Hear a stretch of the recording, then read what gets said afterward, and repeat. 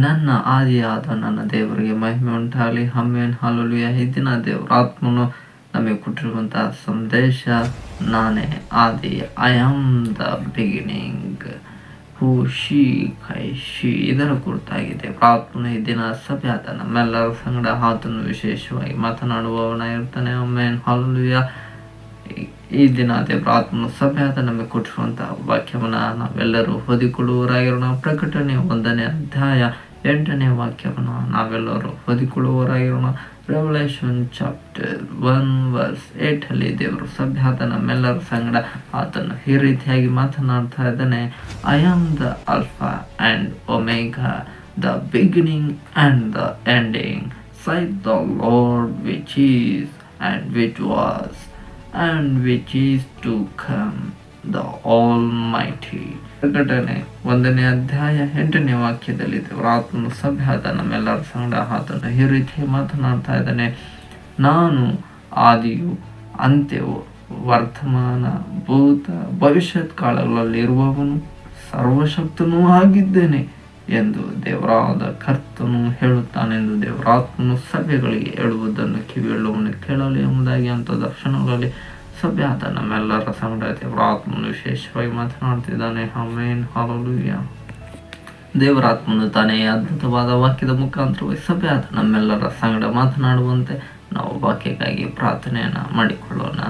ನಮ್ಮಲ್ಲಿ ವಾಸ ಮಾಡುವ ದೇವರಾತ್ಮನೇ ನಿಮಗೆ ಸ್ತೋತ್ರವನ್ನು ಸಲ್ಲಿಸ್ತೇವೆ. ದೇವರ ಇದುವರೆಗೂ ಸಭೆ ಆದ ನಮ್ಮೆಲ್ಲರ ಸಂಗಡ ನೀನು ಮಾತನಾಡುತ್ತಲೇ ಬಂದಿದ್ದೆ, ಅದಕ್ಕಾಗಿ ಸ್ತೋತ್ರ. ಈಗಲೂ ನೀನು ಮಾತನಾಡುವಂಥ ಸಮಯ ಬಂದಿದೆ. ದೇವರಾತ್ಮನೇ, ನೀನು ನಿನ್ನ ಸಭೆಯ ಸಂಗಡ ಮಾತನಾಡಬೇಕೆಂದು ನಾವು ಕೇಳ್ಕೊಳ್ಳುತ್ತೇವೆ. ಯಾಕೆಂದರೆ ನಿನ್ನ ಮಾತಿಗೆ ಮಾತ್ರ ಜೀವ ಇರುವುದಕ್ಕಾಗಿ ಸ್ತೋತ್ರ. ಅದು ಜೀವ ಇಲ್ಲದಿರುವ ಎಲ್ಲ ಆತ್ಮಗಳಿಗೂ ಜೀವವನ್ನು ಉಂಟು ಮಾಡಲಿ ನಿನ್ನ ವಾಕ್ಯವಾದಕ್ಕಾಗಿ ಸ್ತೋತ್ರ. ಹಾಗಾಗಿ ದೇವರಾತ್ಮನೇ, ನಮ್ಮೊಳಗಿನಿಂದ ನೀನು ಮಾತನಾಡು. ನಮ್ಮ ಬಾಯಿಂದ ಯಾವುದೇ ಮಾತುಗಳು ಹೊರಡದಿರಲಿ. ದೇವರಾತ್ಮನೇ, ನಿನ್ನ ಮಾತು ಪ್ರತಿಯೊಬ್ಬರಿಗೂ ಜೀವವನ್ನು ಉಂಟು ಮಾಡಲಿ. ಎಲ್ಲರೂ ಆತ್ಮಿಕತೆಯಲ್ಲಿ ಬೆಳೆಯಲಿ. ನಿನ್ನ ನಾಮದ ಮಹಿಮೆಗಾಗಿ ಉಪಯೋಗಕ್ಕೆ ಬರುವ ಪಾತ್ರಗಳನ್ನಾಗಿ ಉಪಯೋಗಿಸುವ ಸಮಯ ಬಂದಿದೆ. ಎಲ್ಲರನ್ನ ನಿನ್ನ ಮಹಿಮೆಗಾಗಿ ಉಪಯೋಗಿಸಿ ನಡೆಸಬೇಕೆಂದು ಯೇಸುವಿನ ಹೆಸರಿನಲ್ಲಿ ಪ್ರಾರ್ಥಿಸಿ ಬೇಡಿ ಹೊಂದಿದ್ದೇವೆ ತಂದೆಯಾದ ದೇವರೇ, ಆಮೆನ್, ಹಲ್ಲೆಲೂಯಾ. ನಮ್ಮೆಲ್ಲರಿಗೆ ಕೊಟ್ಟಿರುವಂತಹ ದೇವರ ವಾಕ್ಯವನ್ನು ನಾವೆಲ್ಲರೂ ಓದಿಕೊಳ್ಳುವವರಾಗಿರೋಣ. ಪ್ರಕಟಣೆ 1ನೇ ಅಧ್ಯಾಯ 8ನೇ ವಾಕ್ಯವನ್ನು ನಾವೆಲ್ಲರೂ ಓದಿಕೊಳ್ಳುವವರಾಗಿರೋಣ. ರೆವಲ್ಯೂಷನ್ ಚಾಪ್ಟರ್ 1:8 ಅಲ್ಲಿ ದೇವರು ಸಭೆ ಆದ ನಮ್ಮೆಲ್ಲರ ಸಂಗಡ ಆತನು ಈ ರೀತಿಯಾಗಿ ಮಾತನಾಡ್ತಾ ಇದ್ದಾನೆ. I am the alpha and omega, the beginning and the ending, side the lord which is and which was and which is to come, the Almighty. Amen. ಪ್ರಕಟಣೆ 1ನೇ ಅಧ್ಯಾಯ 8ನೇ ವಾಕ್ಯದಲ್ಲಿ ದೇವರ ಆತ್ಮನು ಸಭೆ ಆದ ನಮ್ಮೆಲ್ಲರ ಸಂಗಡ ಆತನು ಈ ರೀತಿಯಾಗಿ ಮಾತನಾಡ್ತಾ ಇದ್ದಾನೆ. ನಾನು ಆದಿಯು ಅಂತ್ಯವು, ವರ್ತಮಾನ, ಭೂತ, ಭವಿಷ್ಯತ್ ಕಾಲಗಳಲ್ಲಿರುವವನು, ಸರ್ವಶಕ್ತನೂ ಆಗಿದ್ದೇನೆ ಎಂದು ದೇವರಾದ ಕರ್ತನು ಹೇಳುತ್ತಾನೆಂದು ದೇವರಾತ್ಮನು ಸಭೆಗಳಿಗೆ ಹೇಳುವುದನ್ನು ಕಿವಿಯುಳ್ಳವನು ಕೇಳಲಿ ಎಂಬುದಾಗಿ ಅಂತ ದರ್ಶನಗಳಲ್ಲಿ ಸಭೆ ಆದ ನಮ್ಮೆಲ್ಲರ ಸಂಗಡ ದೇವರಾತ್ಮನು ವಿಶೇಷವಾಗಿ ಮಾತನಾಡ್ತಿದ್ದಾನೆ. Amen, hallelujah. ಆದರೆ ದೇವರು ಹೇಳ್ತಾ ಇದ್ದಾನೆ, ಆತನೇ ನಾನು ಆದಿ ಎಂಬುದಾಗಿ. Amen, hallelujah. ಯಾಕೆಂದರೆ ಎಲ್ಲದಕ್ಕೂ ಕೂಡ ಒಂದು ಆದಿ ಇರಬೇಕು. ಆದಿ ಅಂದರೆ ಅಥವಾ ಅದರ ಸಮಾನಾರ್ಥಕ ಪದ ಆರಂಭ ಅಥವಾ ಪ್ರಾರಂಭ ಎಂಬ ಅರ್ಥವನ್ನು ಸೂಚಿಸುವಂಥದ್ದಾಗಿದೆ. ಹಾಗಾದರೆ ದೇವರು ಆದಿಯಲ್ಲಿ ಇದ್ದಾನೆ. ಆದಿಯಿಂದಲೂ ಆತನು ಇದ್ದಾತನು, ಇರುವಾತನು, ಬರುವಾತನು ಆಗಿದ್ದಾನೆ ಎಂಬುದಾಗಿ ದೇವರ ವಾಕ್ಯವು ನಮಗೆ ಸ್ಪಷ್ಟವಾಗಿ ತಿಳಿಯಪಡಿಸ್ತಾ ಇದೆ. Amen, hallelujah. ಹಾಗಾದರೆ ದೇವರು ಆದಿಯಲ್ಲಿ ಇದ್ದಾನೆ. Amen, hallelujah. ಎಷ್ಟು ಜನಕ್ಕೆ ಏನಾದರೂ ಡೌಟ್ ಇದೆಯಾ? Amen, hallelujah. ಯಾರಿಗೂ ಡೌಟ್ ಇಲ್ಲ. ಹಾಗಾದರೆ ದೇವರು ಆದಿಯಿಂದಲೂ ಇದ್ದಾನೆ ಅಂತ ನಂಬೋರು ಮಾತ್ರ ಆಮೇಲೆ ಹೇಳೋಣ. ಆಮೇಲೆ ಅಕ್ಕಪಕ್ಕದಲ್ಲಿರೋ ಕೂಡ ಕೈ ಕೊಟ್ಟು ಹೇಳ್ಬಿಡಿ ಕ್ರಿಯೆಯಲ್ಲಿ.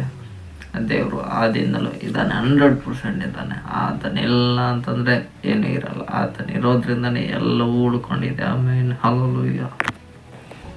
ದೇವರಲ್ಲಿ ರಕ್ಷಣೆ ಹೊಂದಿರೋರಿಗೆ ದೇವರಿದ್ದಾನೆ ಎಂಬ ನಂಬಿಕೆ ಇರಬೇಕು.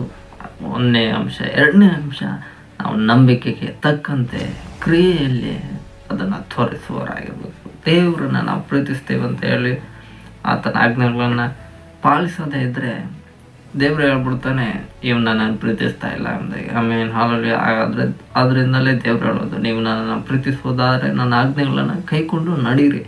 ಕೈಕೊಂಡು ನಡೆದ್ರೆ ಅದಕ್ಕೆ ಪ್ರೂಫ್, ಅದು ಕ್ರಿಯೆಯಾಗಿ ತೋರಿಸಲ್ಪಡುತ್ತೆ, ನಾನು ದೇವರನ್ನು ಪ್ರೀತಿಸ್ತಾ ಇದ್ದೇನೆ ಅನ್ನೋದನ್ನು. ಆಮೇಲೆ ಹಾಲಲ್ಲಿ ನಾವು ದೇವರ ಆಜ್ಞೆಗಳನ್ನು ತಿರಸ್ಕರಿಸಿ ನಡೆದ್ರೆ 100% ಅಂಥವ್ರು ದೇವ್ರನ್ನಂತೂ ಪ್ರೀತಿ ಮಾಡ್ತಾನೇ ಇಲ್ಲ.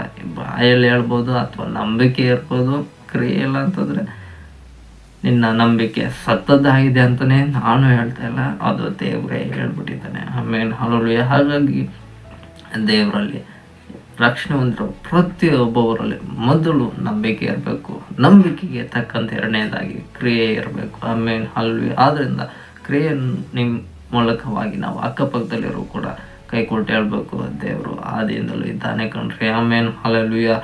ಯಾವಾಗ ನಾವು ಹೇಳ್ತೇವೋ ಆಗ ದೇವರು ಖಂಡಿತವಾಗಿ ನಮ್ಮ ಜೀವಿತದ ಆರಂಭದಲ್ಲೂ ಕೂಡ ಆತನಿದ್ದಾನೆ. ಆಮೇಲೆ ಹಾಲೆಲೂಯಾ. ಆರಂಭದಲ್ಲಿ ನಮಗೂ ಕೂಡ ಏನೇ ಹೋರಾಟಗಳು ಬರಲಿ, ನಿಂದೆಗಳು ಬರಲಿ, ಕಷ್ಟಗಳು ಬರಲಿ, ರೋಗಗಳು ಬರಲಿ, ಎಂಥ ಸಿಚುವೇಶನ್ ಬಂದರೂ ಕೂಡ ಗಾಡ್ ಈಸ್ ವಿತ್ ಅಸ್. ಆಮೇಲೆ ದೇವರು ನಮ್ಮೊಂದಿಗೆ ಇರ್ತಾನೆ, ಆತನು ನಮ್ಮ ಕೈ ಹಿಡಿದು ನಡೆಸುವವನಾಗಿರ್ತಾನೆ. ಆಮೇಲೆ ಹಾಲೆಲೂಯಾ. ಹಾಗಾದರೆ ಈ ವಾಕ್ಯದಿಂದ ದೇವರಾತ್ಮನು ನಮ್ಮ ಸಂಗಡ ಮಾತನಾಡ್ತಿರುವಂಥ ವಿಷಯ ಏನೆಂಬುದನ್ನು ನಾವು ಅದೇ ಪ್ರಕಟಣೆ 1ನೇ ಅಧ್ಯಾಯ ಮುಂದುವರೆದ ವಾಕ್ಯವಾಗಿರುವಂಥದ್ದು 9ನೇ ವಾಕ್ಯ. ಆ ವಾಕ್ಯವನ್ನು ನಾವೆಲ್ಲರೂ ಓದಿಕೊಳ್ಳುವರಾಗಿ ನಾವು ರೆವಲ್ಯೂಷನ್ ಚಾಪ್ಟರ್ 1:9 ದೇವರು ಸಭೆ ಆದ ನಮ್ಮ ಸಂಗಡ ಆತನು ಈ ರೀತಿ ಮಾತನಾಡ್ತಾನೆ. I John who also am your brother and compassion in tribulation and in the kingdom and patience of Jesus Christ was in the isle that is called the Patmos for the word of God and for the testimony of Jesus Christ. ಪ್ರಕಟಣೆ 1ನೇ ಅಧ್ಯಾಯ 9ನೇ ವಾಕ್ಯದಲ್ಲಿ ದೇವರ ಆತ್ಮ ಸಭೆಯಾದ ನಮ್ಮ ಸಂಗಡ ಈ ರೀತಿಯ ಮಾತನಾಡ್ತಾ ಇದ್ದಾನೆ.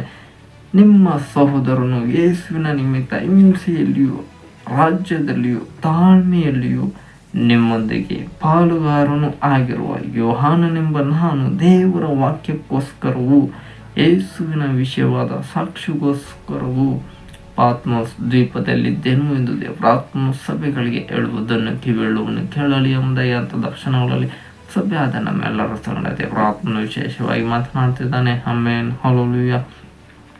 ಹಾಗಾದರೆ ಈ ವಾಕ್ಯದಲ್ಲಿ ದೇವರಾತ್ಮನು ನಮ್ಮ ಸಂಗಡ ಆತನು ಹೇಳ್ತಿರುವಂಥ ಒಂದು ಮುಖ್ಯ ಅಂಶ ಏನಂತಂದರೆ, ನಮಗೆ ಆರಂಭದಲ್ಲಿ ದೇವರ ಬಳಿಯಲ್ಲಿ ಏನಿರಬೇಕಂದ್ರೆ ತಾಳ್ಮೆ ಇರಬೇಕು. ಆಮೇಲೆ ಹಾಲೆಲೂಯಾ. ಯಾಕೆಂದರೆ ಯೋಹಾನನು ಕೂಡ ದೇವರ ಬಳಿಯಲ್ಲಿ ಯಾವ ರೀತಿ ಇದ್ದಾನೆ ಎಂಬುದನ್ನು ನಾವು ಗಮನಿಸಿರ್ಬೋದಾದರೆ, ಅವನು ಆರಂಭದಲ್ಲಿ ಆದಿಯಿಂದಲೂ ದೇವರ ಬಳಿಯಲ್ಲಿ ತಾಳ್ಮೆ ಉಳ್ಳಂಥ ಮನುಷ್ಯನಾಗಿದ್ದನು. ಆದ್ದರಿಂದ ದೇವರು ಅವನಿಗೆ ಮುಂದೆ ಬರುವಂಥ ಅನೇಕ ವಿಷಯಗಳನ್ನು ಆತನಿಗೆ ತಿಳಿಯಪಡಿಸುವವನಾಗಿರ್ತಾನೆ. ಆಮೇಲೆ ಹಾಲೆಲೂಯಾ. ಆ ವಿಷಯಗಳು ಸಭೆಯ ಪ್ರಯೋಜನಕ್ಕಾಗಿ ದೇವರು ಸಭೆ ಆದ ನಮಗೂ ಕೂಡ ಕೊಟ್ಟಿದ್ದಾನೆ. ಆತನ ಮುಖಾಂತರವಾಗಿ ದೇವರು ಮಾತನಾಡಿದನು, ಆತನ ಬಳಿಯಲ್ಲಿ ಈ ವಿಷಯಗಳನ್ನು ತಿಳಿಯಪಡಿಸಿದ್ದನು, ಆತನ ಮುಖಾಂತರವಾಗಿ ಆ ವಿಷಯಗಳು ನಮ್ಮವರೆಗೂ ಬಂದಿದೆ. ಅದು ಮುಂದೆ ನಮ್ಮ ತಲೆಮಾರುಗಳಿಗೂ ಹೋಗ್ಬೇಕಂದ್ರೆ ನಾವು ಇಂಥ ವಿಷಯಗಳನ್ನು ಮುಂದಿನ ತಲೆಮಾರುಗಳಿಗೆ ಹೇಳಿಕೊಡುವವರಾಗಿರಬೇಕು. ಆಗ ದೇವರು ಅವರಲ್ಲೂ ಕೂಡ ಈ ವಾಕ್ಯಗಳ ಸಂಗಡ ಆತನು ಮಾತನಾಡುವವನಾಗಿದ್ದಾನೆ. ಆದ್ದರಿಂದ ನೀವು ಮುಂದಿನ ತಲೆಮಾರುಗಳಿಗೆ ಕೊಡಬೇಕಾಗಿರೋದು ಮೊಟ್ಟ ಮೊದಲನೇದಾಗಿ ದೇವರ ವಾಕ್ಯವಾಗಿದೆ. ಯಾಕಂದರೆ ಆದಿಂದಲೂ ದೇವರ ವಾಕ್ಯವು ಅದು ಜೀವವುಳ್ಳದಾಗಿದೆ, ಅದು ಕಾರ್ಯವನ್ನು ಸಾಧಿಸ್ತಲೇ ಇದೆ.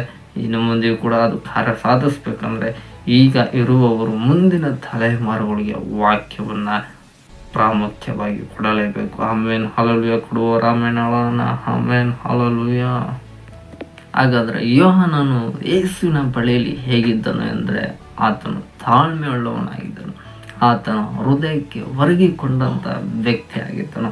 ಆಮೇಲೆ ಹಾಲೆಲೂಯಾ. ಹಾಗಾದರೆ ಕಾರಣ ದೇವರು ಅವನಿಗೆ ಮುಂದೆ ಬರುವ ಎಲ್ಲ ವಿಷಯಗಳನ್ನು ಅತಿ ಹೆಚ್ಚಾಗಿ ಈ ಶಿಷ್ಯನಾದ ಯೋಹಾನನಿಗೆ ಹೇಳ್ಕೊಡ್ತಾನೆ. ಆಮೇಲೆ ಹಾಲೆಲೂಯಾ. ಹಾಗಾದರೆ ದೇವರಲ್ಲಿ ತಾಳ್ಮೆ ಉಳ್ಳುವಂಥ ವ್ಯಕ್ತಿಗಳಿಗೆ ದೇವ್ರ ಮುಂದೆ ನಡೆಯುವಂಥ ವಿಷಯಗಳನ್ನ ಹೇಳ್ಕೊಡುವವನಾಗಿದ್ದಾನೆ ಎಂದು ದೇವರ ಆತ್ಮ ಸಕಗಳಿಗೆ ಹೇಳುವುದನ್ನು ಕಿವಿಯುಳ್ಳವನು ಕೇಳಲು ಅದನ್ನು ನಂಬರು ಮಾತ್ರ ನಾವು ಕರುವನ್ನು ತಟ್ಟುತ್ತಾ ದೇವ್ರ ನಾಮವನ್ನು ಮಹಿಮೆ ಪಡಿಸುವವರಾಗಿರೋಣ. ಆಮೇನ್ ಹಲ್ಲೆಲೂಯಾ. ಹಾಗಾದರೆ ನಮ್ಮೆಲ್ಲರಿಗೂ ಆರಂಭದಲ್ಲಿ ಏನಿರಬೇಕಂದ್ರೆ ತಾಳ್ಮೆ ಇರಬೇಕು. In the beginning we have to be patient. Amen hallelujah. एक ऐसी वुमन बिच्छू यो निक्षु. आमीन हालेलुया.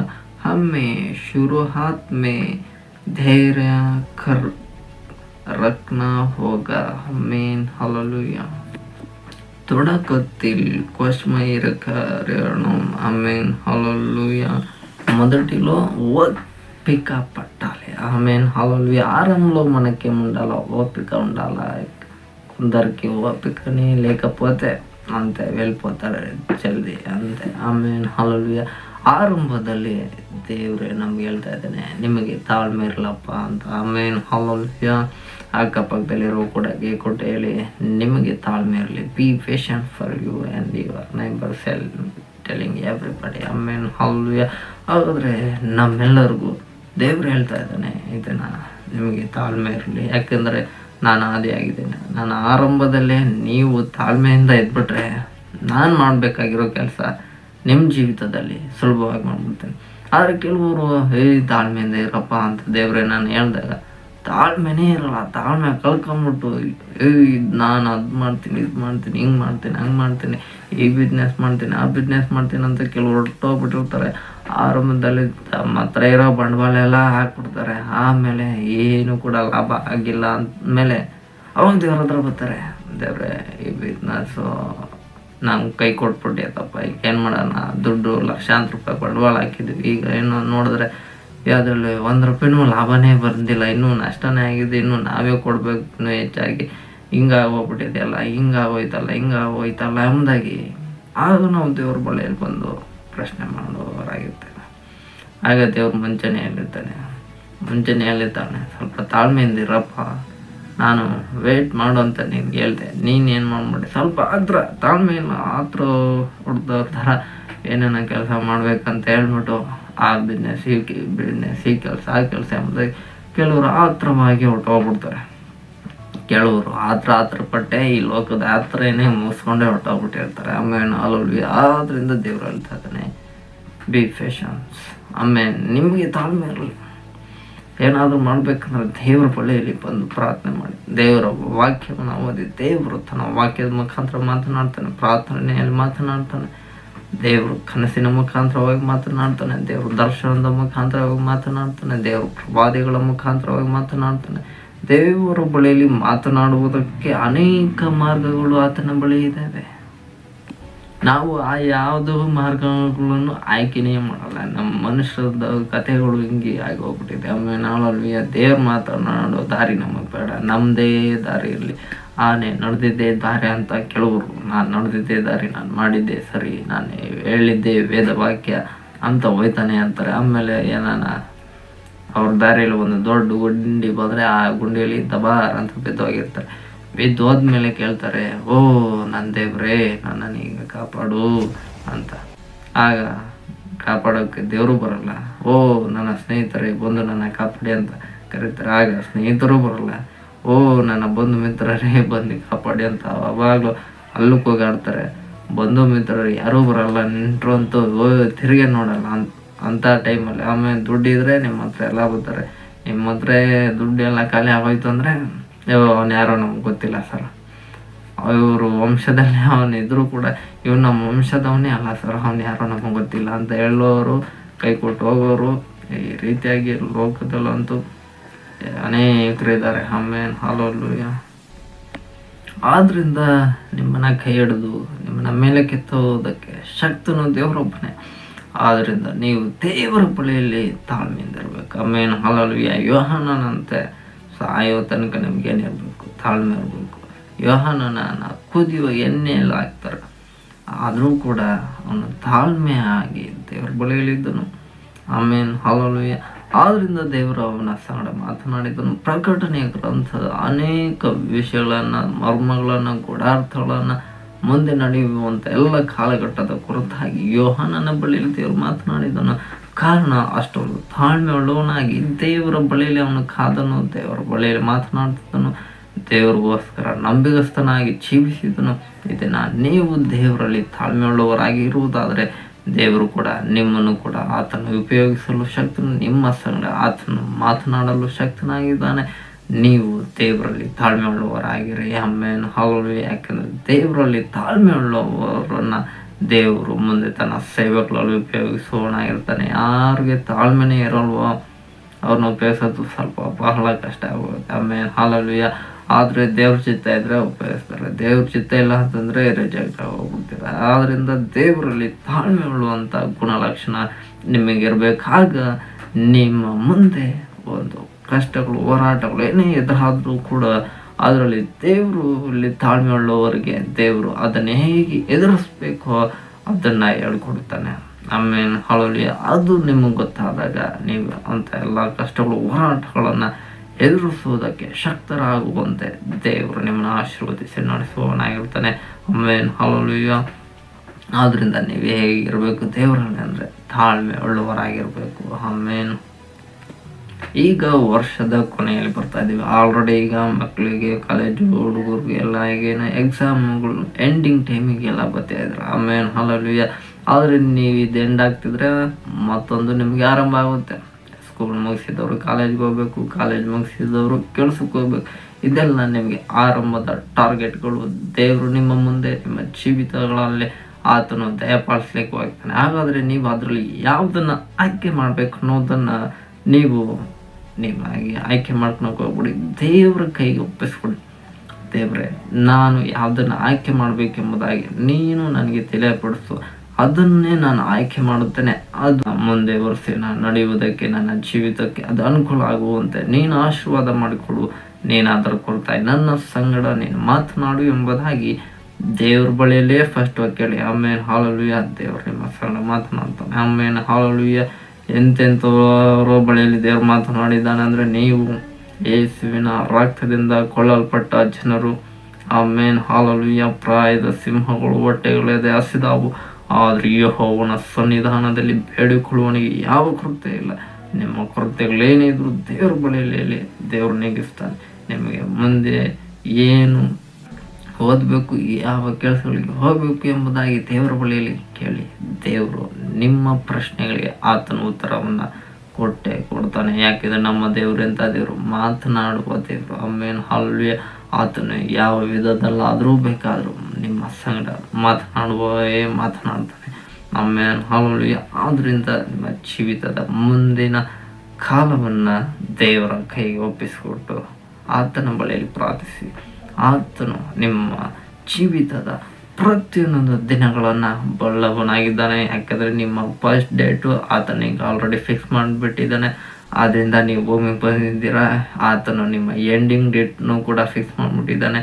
ಹಾಗಾದರೆ ಎಂಡು ನಿಮ್ಮ ಬಗ್ಗೆ ಆತನಿಗೆ ಗೊತ್ತಿರೋದ್ರಿಂದ ಅದರ ಮಧ್ಯದಲ್ಲಿ ಇರುವ ದಿನಗಳು ಕೂಡ, ಆ ವರ್ಷಗಳು, ಆ ತಿಂಗಳುಗಳು, ವಾರಗಳು ಎಲ್ಲವೂ ಕೂಡ ದೇವರು ಬಲ್ಲವನಾಗಿದ್ದಾನೆ. ಆದ್ದರಿಂದ ನಿಮ್ಮ ಆಯ್ಕೆ ದೇವರ ಕೈಗೆ ಒಪ್ಪಿಸ್ಕೊಟ್ರೆ ದೇವರು ಸರಿಯಾದದ್ದನ್ನು ನಿಮಗೆ ಆಯ್ಕೆ ಮಾಡುವುದಕ್ಕಾಗಿ ಆತನು ಹೇಳ್ತಾನೆ. ಅದನ್ನು ನೀವು ಆಯ್ಕೆ ಮಾಡಿಕೊಂಡು ಅದರಂತೆ ನೀವು ನಡೆಯಿರಿ.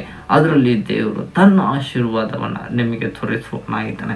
ಅದು ನಿಮ್ಮ ಸುಭಿಕ್ಷೆಯ ವರ್ಷವಾಗಿ ಈ ವರ್ಷ ದೇವರು ನಿಮ್ಮನ್ನು ಅತ್ಯಧಿಕವಾಗಿ ಆಶೀರ್ವದಿಸಿ ನಿಮ್ಮ ಜೀವಿತಗಳಲ್ಲಿ ಇನ್ನೂ ಅದ್ಭುತವಾಗಿ ದೇವರು ನಿಮ್ಮನ್ನು ನಡೆಸುವನಾಗಿದ್ದಾನೆ ಎಂದು ದೇವರ ಆತ್ಮ ಸಭೆಗಳಿಗೆ ಹೇಳುವುದನ್ನು ಕಿವಿಯುಳ್ಳವನು ಕೇಳಲಾದ ನಂಬರ್ ಮಾತು ನಾವು ಕರನ್ನು ತಡ್ಡುತ್ತಾ ದೇವ್ರ ನಮ್ಮ ಮಹಿಮೆ ಪರಿಸುವರಾಗಿರೋಣ. ಆಮೇನ್, ಹಲ್ಲೆಲೂಯ.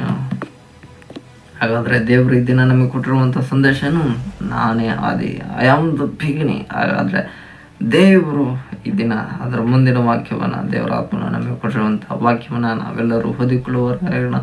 ಆದಿಕಾಂಡ 1ನೇ ಅಧ್ಯಾಯ 1ನೇ ವಾಕ್ಯವನ್ನು ನಾವೆಲ್ಲರೂ ಓದಿಕೊಳ್ಳುವವರಾಗಿರೋಣ. ಜೆನೆಸಿಸ್ ಚಾಪ್ಟರ್ 1 ದೇವರು ಸಭೆಯಾದ ನಮ್ಮೆಲ್ಲರ ಸಂಗಡ ಆತನು ಈ ರೀತಿಯಾಗಿ ಮಾತನಾಡ್ತಾ ಇದ್ದಾನೆ. In the beginning God created the heaven and the earth. ಆದಿಕಾಂಡ 1ನೇ ಅಧ್ಯಾಯ 1ನೇ ವಾಕ್ಯದಲ್ಲಿ ದೇವರ ಆತ್ಮನು ಸಭೆಯಾದ ನಮ್ಮೆಲ್ಲರ ಸಂಗಡ ಆತನು ಈ ರೀತಿಯಾಗಿ ಮಾತನಾಡ್ತಾ ಇದ್ದಾನೆ. ಆದಿಯಲ್ಲಿ ದೇವರು ಆಕಾಶವನ್ನು ಭೂಮಿಯನ್ನು ಉಂಟು ಮಾಡಿದನು ಎಂದು ದೇವರಾತ್ಮನು ಸಭೆಗಳಿಗೆ ಹೇಳುವುದನ್ನು ಕಿವಿಯುಳ್ಳವನು ಕೇಳಲಿ ಎಂಬುದಾಗಿ ಅಂತ ದಕ್ಷಿಣಗಳಲ್ಲಿ ಸಭೆ ಆದ ನಮ್ಮೆಲ್ಲರ ಸಂಗಡ ದೇವರಾತ್ಮನು ವಿಶೇಷವಾಗಿ ಆತನು ಮಾತನಾಡ್ತಿದ್ದಾನೆ. Amen, hallelujah. ಹಾಗಾದ್ರೆ ದೇವರು ಆರಂಭದಲ್ಲಿ ಎಲ್ಲವನ್ನ ಸೃಷ್ಟಿ ಮಾಡಿದ್ದಾನೆ. ನಾವು ಹುಟ್ಟಿರೋದು ಈ ಭೂಮಿ ಮೇಲೆ, ಬದುಕ್ತಾ ಇರೋದು ಆಕಾಶದ ಕೆಳಗಡೆ. Amen, hallelujah. ಕೆಲವರು ಎಲ್ಲಿದೆಯಪ್ಪ ಅಂತ ಕೇಳಿದ್ರೆ ಫೋನಲ್ಲಿ ಆಕಾಶದ ಕೆಳಗಡೆ ಭೂಮಿ ಮೇಲ್ಗಡೆ ಇದ್ದೀನಿ ಅಂತಾನೆ ಹೇಳೋ ಡೈಲಾಗೆ ಇದೆ. ಆಮೇಲೆ ಇದನ್ನು ಬಿಟ್ಟು ಬೇರೆ ಹೇಳೋದೇ ಇಲ್ಲ. ಯಾವ ಊರಲ್ಲಿ ಇದ್ದೀವಿ ಹೇಳಲ್ಲ, ಯಾವ ಏರಿಯಾದಲ್ಲಿ ಇದ್ದೀವಿ ಹೇಳಲ್ಲ, ಯಾವ ಕೆಲಸದಲ್ಲಿ ಇದ್ದೀವಿ ಅದು ಕೂಡ ಹೇಳಲ್ಲ. ಯಾಕಂದರೆ ಇವರೆಲ್ಲ ಸ್ವಲ್ಪ ಅತಿ ಬುದ್ಧಿವಂತರ ರೀತಿಯಲ್ಲೇ ಮಾತಾಡೋದು. ಆಮೇಲೆ ಹಲ್ಲೆಲೂಯಾ. ಅತಿಯಾದ ಫ್ರೆಂಡ್ಸು ಯಾರ್ಯಾರಿದ್ದಾರೆ ಅಂಥವ್ರು ಮಾತ್ರ ಆಮೇಲೆ ಹೇಳೋಣ. ಆಮೇಲೆ ಯಾಕೆ ನಮಗಂತೂ ಇದ್ದಾರಪ್ಪ ಕೆಲವರು. ನಾನು ಕೇಳಿದ್ರೆ ಎಲ್ಲಿದೆ ಅಂದರೆ ಹೇಳೋ ಉತ್ತರ ಆಕಾಶದ ಕೆಳಗಡೆ ಭೂಮಿ ಮೇಲ್ಗಡೆ ಅಂತಾನೆ. ಆಮೇಲೆ ಹಲ್ಲೆಲೂಯಾ. ಅದು ಕೂಡ ಕರೆಕ್ಟ್, ಏನು ಸುಳ್ಳೇನಲ್ಲ. ಆಮೇಲೆ ಆದರೆ ದೇವರು ವಾಕ್ಯದಲ್ಲಿ ಆತನ ಮಾತನಾಡ್ತಾ ಇದ್ದಾನೆ, ದೇವರೇ ಆಕಾಶವನ್ನು ಭೂಮಿಯನ್ನು ಸೃಷ್ಟಿ ಮಾಡಿದನು. ಆಮೇಲೆ ಹಲ್ಲೆಲೂಯಾ. ಹಾಗಾದರೆ ದೇವರು ಅನೇಕ ಆಕಾಶಗಳನ್ನು ಸೃಷ್ಟಿ ಮಾಡಿದನು, ಭೂಮಿಯನ್ನು ಒಂದೇ ಮಾತ್ರ ಸೃಷ್ಟಿ ಮಾಡಿದ. ಆಕಾಶ ಇದು ನಾವು ಭೂಮಿ ಮೇಲೆ ಇರೋದು ಇದು ಮೊದಲನೇ ಆಕಾಶ. ಅದರ ಮೇಲುಗಡೆ ಇನ್ನೂ 3 ಆಕಾಶ ಇದೆ ಎಂಬುದಾಗಿ ಅಪೊಸ್ತಲರ ಕೃತ್ಯ ನಮಗೆ ತಿಳಿಯಪಡಿಸ್ತಿದೆ. ಆಮೇಲೆ ಹಲ್ಲೆಲೂಯಾ. ಆದರೆ ಇಸ್ರಾಯೇಲರ ನಂಬಿಕೆ ಪ್ರಕಾರ ಅವ್ರಿಗೆ 7 ಆಕಾಶಗಳಿದೆ ಎಂಬುದಾಗಿ ಅವರು ನಂಬುವವರಾಗಿರ್ತಾರೆ. ಆಮೇಲೆ ಹಲ್ಲೆಲೂಯಾ. ಹೀಗೆ ಅನೇಕ ಆಕಾಶಗಳಿದೆ. ಆದರೆ ಆದಿಕಾಂಡ 1ನೇ ಅಧ್ಯಾಯದಲ್ಲಿ ಇಂಗ್ಲೀಷ್ನಲ್ಲಿ ಹೆವನ್ಸ್ ಎಂಬುದಾಗಿದೆ. ಆದರೆ ದೇವರು ಇನ್ನೂ ಅನೇಕ ಆಕಾಶಗಳನ್ನು ಸೃಷ್ಟಿ ಮಾಡಿರ್ಬೋದು. ಆಮೇಲೆ ಸೋದ್ರ 3 ಇರ್ಬೋದು, ಅಥವಾ 7 ಇರ್ಬೋದು, ಅಥವಾ ಇನ್ನೂ ಎಷ್ಟಿದ್ದಾವೋ 106 ಇರ್ಬೋದು. ಅದು ದೇವ್ರಿಗೆ ಬಿಟ್ಟ ವಿಚಾರ, ದೇವ್ರಿಗೆ ಸೋತ್ರ. ಆದರೆ ದೇವರು ನಮಗೆ ಇಟ್ಟಿರೋದು ಈಗ ಎಲ್ಲಿ? ಭೂಮಿ ಮೇಲೆ, ಆಕಾಶದ ಕೆಳಗಡೆ ಸೋದ. ಹಾಗಾದರೆ ನಮ್ಮ ಜೀವಿತದ ಮೊದಲನೇ ದಿನ ಆರಂಭ ಆಗೋದು ಇದೇ ಭೂಮಿ ಮೇಲೆ, ಅಂತ್ಯ ಆಗೋದು ಇದೇ ಭೂಮಿ ಮೇಲೆ, ಇದನ್ನೆಲ್ಲೂ ಇಲ್ಲ. ಆಮೇಲೆ ಆದರೆ ನಮ್ಮ ಆತ್ಮದ ಜೀವಿತ ಅದು ದೇವರಿಂದ ಸೃಷ್ಟಿಯಾಗಿದೆ, ಅದು ದೇವರಲ್ಲಿ ಆರಂಭ ಆಗಿದೆ. ನಾವು ಆದ್ದರಿಂದ ಅದು ಅಂತ್ಯ ಆಗೋದು ಕೂಡ ದೇವರಲ್ಲೇ ಇರಬೇಕು. ಆಮೇಲೆ ಹಾಗಾದರೆ ದೇವ್ರನ್ನ ನಂಬಿದವರಿಗೆ ನಮ್ಮ ಆತ್ಮದ ಅಂತ್ಯ ಇರಲ್ಲ. ದೇವರನ್ನ ನಂಬದೇ ಇರೋರಿಗೆ ಅವರ ಆತ್ಮಗಳ ಅಂತ್ಯ ಅದು ನರಕದ ಸ್ಥಳವಾಗಿರುತ್ತೆ. ಆದರೆ ನಮ್ಮ ಆತ್ಮದ ಆರಂಭ ಅದು ಪರಲೋಕವಾಗಿರುತ್ತೆ. ನಮ್ಮ ಆತ್ಮಗಳು ಕೊನೆಯ ತನಕ ಶಾಶ್ವತವಾಗಿಯೂ ಕರ್ತನಲ್ಲಿ ಅದು ಕರ್ತನನ್ನು ಆರಾಧನೆ ಮಾಡುತ್ತಾ ಆತನ ಸನ್ನಿಧಾನದಲ್ಲಿ ನಮ್ಮ ಆತ್ಮಗಳು ಇರುವಂತೆ ದೇವರು ದೊಡ್ಡ ಕೃಪೆಯನ್ನು ಆಶೀರ್ವಾದವನ್ನು ಸಭೆ ಆದ ನನಗೂ ನಿನಗೂ ಕೊಟ್ಟಿದ್ದಾನೆ. ಅದು ನಂಬರ್ ಮಾತು ನಾವು ಕರ್ಮ ತಟ್ಟುತ್ತಾ ದೇವರು ನಮ್ಮ ಮಹಿಮೆ ಪಡಿಸುವವರಾಗಿರೋಣ. ಆಮೇನ್, ಹಲ್ಲೆಲೂಯಾ. ಹಾಗಾದರೆ ಈ ವಾಕ್ಯದ ಮುಖಾಂತರವಾಗಿ ದೇವರು ನಮ್ಮ ಸಂಗಡ ಮಾತನಾಡ್ತಾ ಇರುವಂಥ ಮಾತು, ದೇವರು ಆರಂಭದಲ್ಲಿ ಎಲ್ಲವನ್ನ ನಮಗಾಗಿ ಸೃಷ್ಟಿ ಮಾಡಿದ್ದಾನೆ. God created everything in the beginning and क्या शीजू चंगो छोले हैक्विन परमेश्वर ने शुरुआत में सब कुछ बनाया. हमें हालेलुया. तेरे लिए मेरे लिए सभी लिए क्या चाहिए सब कुछ वो कर दिया. आमेन बोलेंगे सभी, बोलो यीशु मसीह की जय. आमेन, हालेलुया. हमारा यीशु मसीह हमारे लिए तुम्हारे लिए सभी लोगों को क्या क्या चाहिए सभी ఆల్రెడీ ఓపెన్ దియా. ఆమేన్, హల్లెలూయా. దేవుడు ఆదిలోనే సమస్తము సృష్టించాడు. ఆమేన్, హల్లెలూయా. కాబట్టి దేవుడు నాకోస్కరం నీకోస్కరం ఏమి కావాలో అదన్నీ ఆదిలోనే సమస్తం సృష్టి చేసి ముగించేశాడు. ಆಮೇನ್, ಹಲ್ಲೆಲೂಯಾ. ಹಾಗಾದರೆ ದೇವರು ನನಗೋಸ್ಕರ ನಿನಗೋಸ್ಕರ ಏನೇನು ಬೇಕು, ನಮಗೆ ಏನು ಅಗತ್ಯ ಇದೆ, ನಮಗೆ ನಾವು ಚಿಕ್ಕ ಮಗುವಾದಾಗ ಏನಿರಬೇಕು, ಸ್ವಲ್ಪ ಬೆಳೀತಾ ಮಕ್ಕಳಾದಾಗ ನಮಗೇನು ಬೇಕು, ಮತ್ತು ಯೌವನಸ್ಥರಾದಾಗ ನಮಗೇನು ಬೇಕು, ನಂತರ ವಿವಾಹದ ಕಾಲಕ್ಕೆ ನಮಗೇನು ಬೇಕು, ನಂತರ ನಮಗೂ ಮಕ್ಕಳಾದ ನಂತರ ಅವ್ರಿಗೇನು ಬೇಕು, ಅವ್ರ ಕುಟುಂಬಗಳಿಗೆ ಏನು ಬೇಕು, ನಂತರ ತಾತ ಅಜ್ಜಿ ಆದಾಗ ಏನು ಬೇಕು, ಮುತ್ತಜ್ಜಿ ಆದಾಗ ಏನು ಬೇಕು, ಇದೆಲ್ಲ ನಾವು ಅಂದ್ಕೊಂಡಿರ್ತೀವಿ. ದೇವ್ರು ಏನು ಗೊತ್ತಿಲ್ಲ, ದೇವ್ರಿಗೇನು ಕೊಡೋದು ಗೊತ್ತಿಲ್ಲ ಅನ್ಕೊಂಬಿಟ್ಟಿರ್ತೀವಿ. ಆದರೆ ದೇವ್ರು ಏನು ಹೇಳ್ತಾ ಇದ್ದಾನೆ, ಸಮಸ್ತವನ್ನ ಆದಿಯಲ್ಲಿ ಆತನ ಸೃಷ್ಟಿ ಮಾಡಿ ಮುಗಿಸ್ಬಿಟ್ಟಿದ್ದಾನೆ. ಅಂದರೆ ಆದಿಯಲ್ಲಿ ನನಗೋಸ್ಕರ ನಿಮಗೋಸ್ಕರ ನಾವು ಹುಟ್ಟಿದಾಗಿಂದು ಸಾಯೋವರೆಗೂ ಏನೇನು ಕೊಡಬೇಕು, ಏನೇನು ಕೊಡಬಾರ್ದು, ಏನೇನು ಬರಬೇಕು ನಮ್ಮ ಜೊತೆದಲ್ಲಿ, ಏನೇನು ಬರಬಾರ್ದು ಅದೆಲ್ಲವನ್ನ ಆತನೀಗ ಆಲ್ರೆಡಿ ಏನು ಮಾಡಿದ್ದಾನೆ, ಮಾಡಿ ಮುಗಿಸ್ಬಿಟ್ಟಿದ್ದಾನೆ. ಆಮೇನ್, ಹಲ್ಲೆಲೂಯಾ. ಹಾಗಾದರೆ ದೇವರು ಆದಿಯಲ್ಲಿ ನಮಗಾಗಿ ಎಲ್ಲವನ್ನ ಸೃಷ್ಟಿಸಿದ್ದಾನೆ.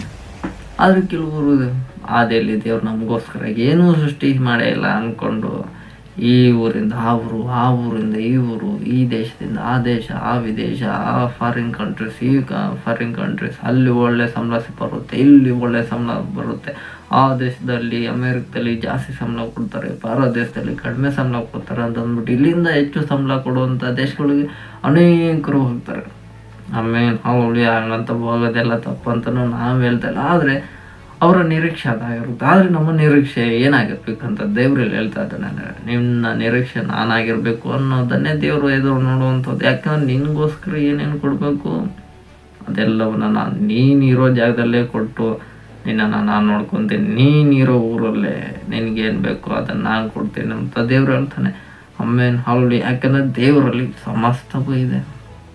ಆಮೇನ್. ಆತನೇ ಆಕಾಶವನ್ನು ಭೂಮಿಯನ್ನು ಸೃಷ್ಟಿ ಮಾಡಿದ್ದಾನೆ. ಹಾಗಾದರೆ ಭೂಮಿಯಲ್ಲಿ ಏನೇನು ಬೇಕು ಅದೆಲ್ಲವನ್ನ ದೇವರು ಮನುಷ್ಯನನ್ನು ಸೃಷ್ಟಿ ಮಾಡೋಕ್ಕಿಂತ ಮುಂಚೆನೆ ಭೂಮಿಯಲ್ಲಿ ಏನೇನು ಮನುಷ್ಯನಿಗೆ ಬೇಕೋ ಅದೆಲ್ಲವನ್ನ ದೇವ್ರು ಮುಂಚೆನೇ ಸೃಷ್ಟಿ ಮಾಡಿ ದೇವರು ಆದಮನ್ನ ಕೊನೆಯಲ್ಲಿ ಸೃಷ್ಟಿ ಮಾಡ್ತಾನೆ. ಆಮೇನ್, ಹಲ್ಲೆಲೂಯಾ. ಹಾಗಾದರೆ ನನಗೂ ನಿನಗೆ ಏನೇನು ಬೇಕು ಎಲ್ಲವನ್ನ ದೇವ್ರ ಭೂಮಿಯಲ್ಲಿ ಕೊಟ್ಟಿದ್ದಾನೆ. ಅದನ್ನು ನಾವು ಫೈಂಡ್ ಔಟ್ ಮಾಡಬೇಕಂದ್ರೆ ಮೊದಲು ಗಾಡ್ನ ಫೈಂಡ್ ಔಟ್ ಮಾಡಬೇಕು, ದೇವ್ರನ್ನ ಹುಡುಕುವಂಥವ್ರಾಗಿರ್ಬೇಕು. ಆಗ ಅವೆಲ್ಲವೂ ನಮಗೆ ಸಿಗುವಂಥದ್ದಾಗಿದೆ.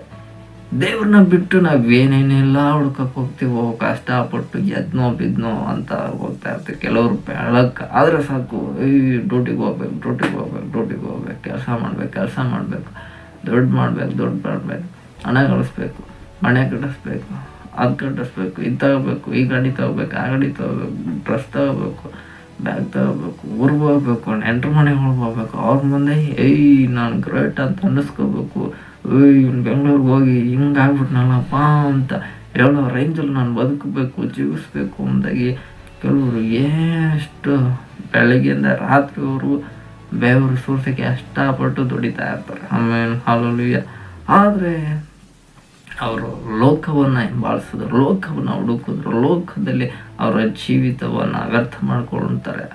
ಆದರೆ ಅವರ ಜೀವಮಾನದಲ್ಲಿ ಒಂದು ದಿನ ನಾನು ದೇವ್ರನ್ನ ಹುಡುಕ್ಬೇಕು ಅಂತ ಪ್ರಯಾಸನೇ ಪಡೋದಿಲ್ಲ. ಅದರ ನಿಮಿತ್ತ ಅವರು ನಿತ್ಯ ಜೀವವನ್ನು ಕಳ್ಕೊಳ್ತಾರೆ, ರಕ್ಷಣೆಯನ್ನು ಕಳೆದುಕೊಳ್ತಾರೆ, ದೇವರ ವಾಕ್ಯವನ್ನು ಕಳೆದುಕೊಂಡ್ರು. ಇದರ ನಿಮಿತ್ತವಾಗಿ ಅವರ ಜೀವಿತವೆಲ್ಲ ಅವರು ಗಳಿಸಿದ್ದು ಕೊನೆಯಲ್ಲಿ ಏನಂತ ನೋಡ್ರೆ ಸೊನ್ನೆ ಆಗಿರುತ್ತೆ. ಆಮೇನ್, ಹಲ್ಲೆಲೂಯಾ. ಆದರೆ ಕೆಲವರು ಜೀವಮಾನದಲ್ಲಿ ಲೋಕದಲ್ಲಿ ಏನೂ ಗಳಿಸಿರಲ್ಲ, ಆದರೆ ರಕ್ಷಣೆಯಲ್ಲಿ ನಿಂತಿರ್ತಾರೆ, ದೇವ್ರನ್ನ ಹುಡುಕಿರ್ತಾರೆ, ದೇವರ ಮಾರ್ಗದಲ್ಲಿ ನಡೀತಾರೆ, ದೇವ್ರ ಮಾರ್ಗದಲ್ಲಿ ಜೀವಿಸ್ತಾರೆ. ಅವರು ಕೊನೆಯಲ್ಲಿ ಲೋಕದ ಯಾತ್ರೆನ ಮುಗಿಸಿದ ಪರಲೋಕದಲ್ಲಿ ನೋಡಿದ್ರೆ ಅವರು ದೇವರಿಂದ ಅನೇಕ ಕಿರೀಟಗಳನ್ನು ಹೊಂದಿಕೊಂಡು ದೇವರ ರಾಜ್ಯದಲ್ಲಿ ದೇವರ ಮಕ್ಕಳಾಗಿ ಜೀವಿಸಿರ್ತಾರೆ. ಆಮೇಲೆ ಹಲ್ಲೆಲೂಯಾ. ಆಗ ಅವರು ಕೊನೆಯಲ್ಲಿ ಏನು ಗಳಿಸಿದಾರೆ ಅಂದರೆ ದೇವರಿಂದ ದೊಡ್ಡ ಬಹುಮಾನವನ್ನು ಗಳಿಸಿದ್ದಾರೆ. ಆಮೇಲೆ hallelujah.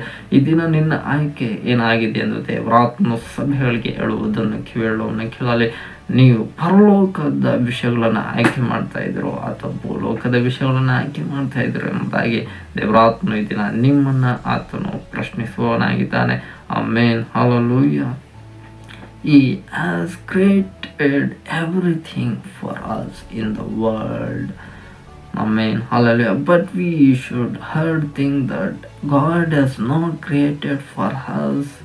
We search for what we want, but we do not find it because we search the whole world without seeking God, and we do not find everything.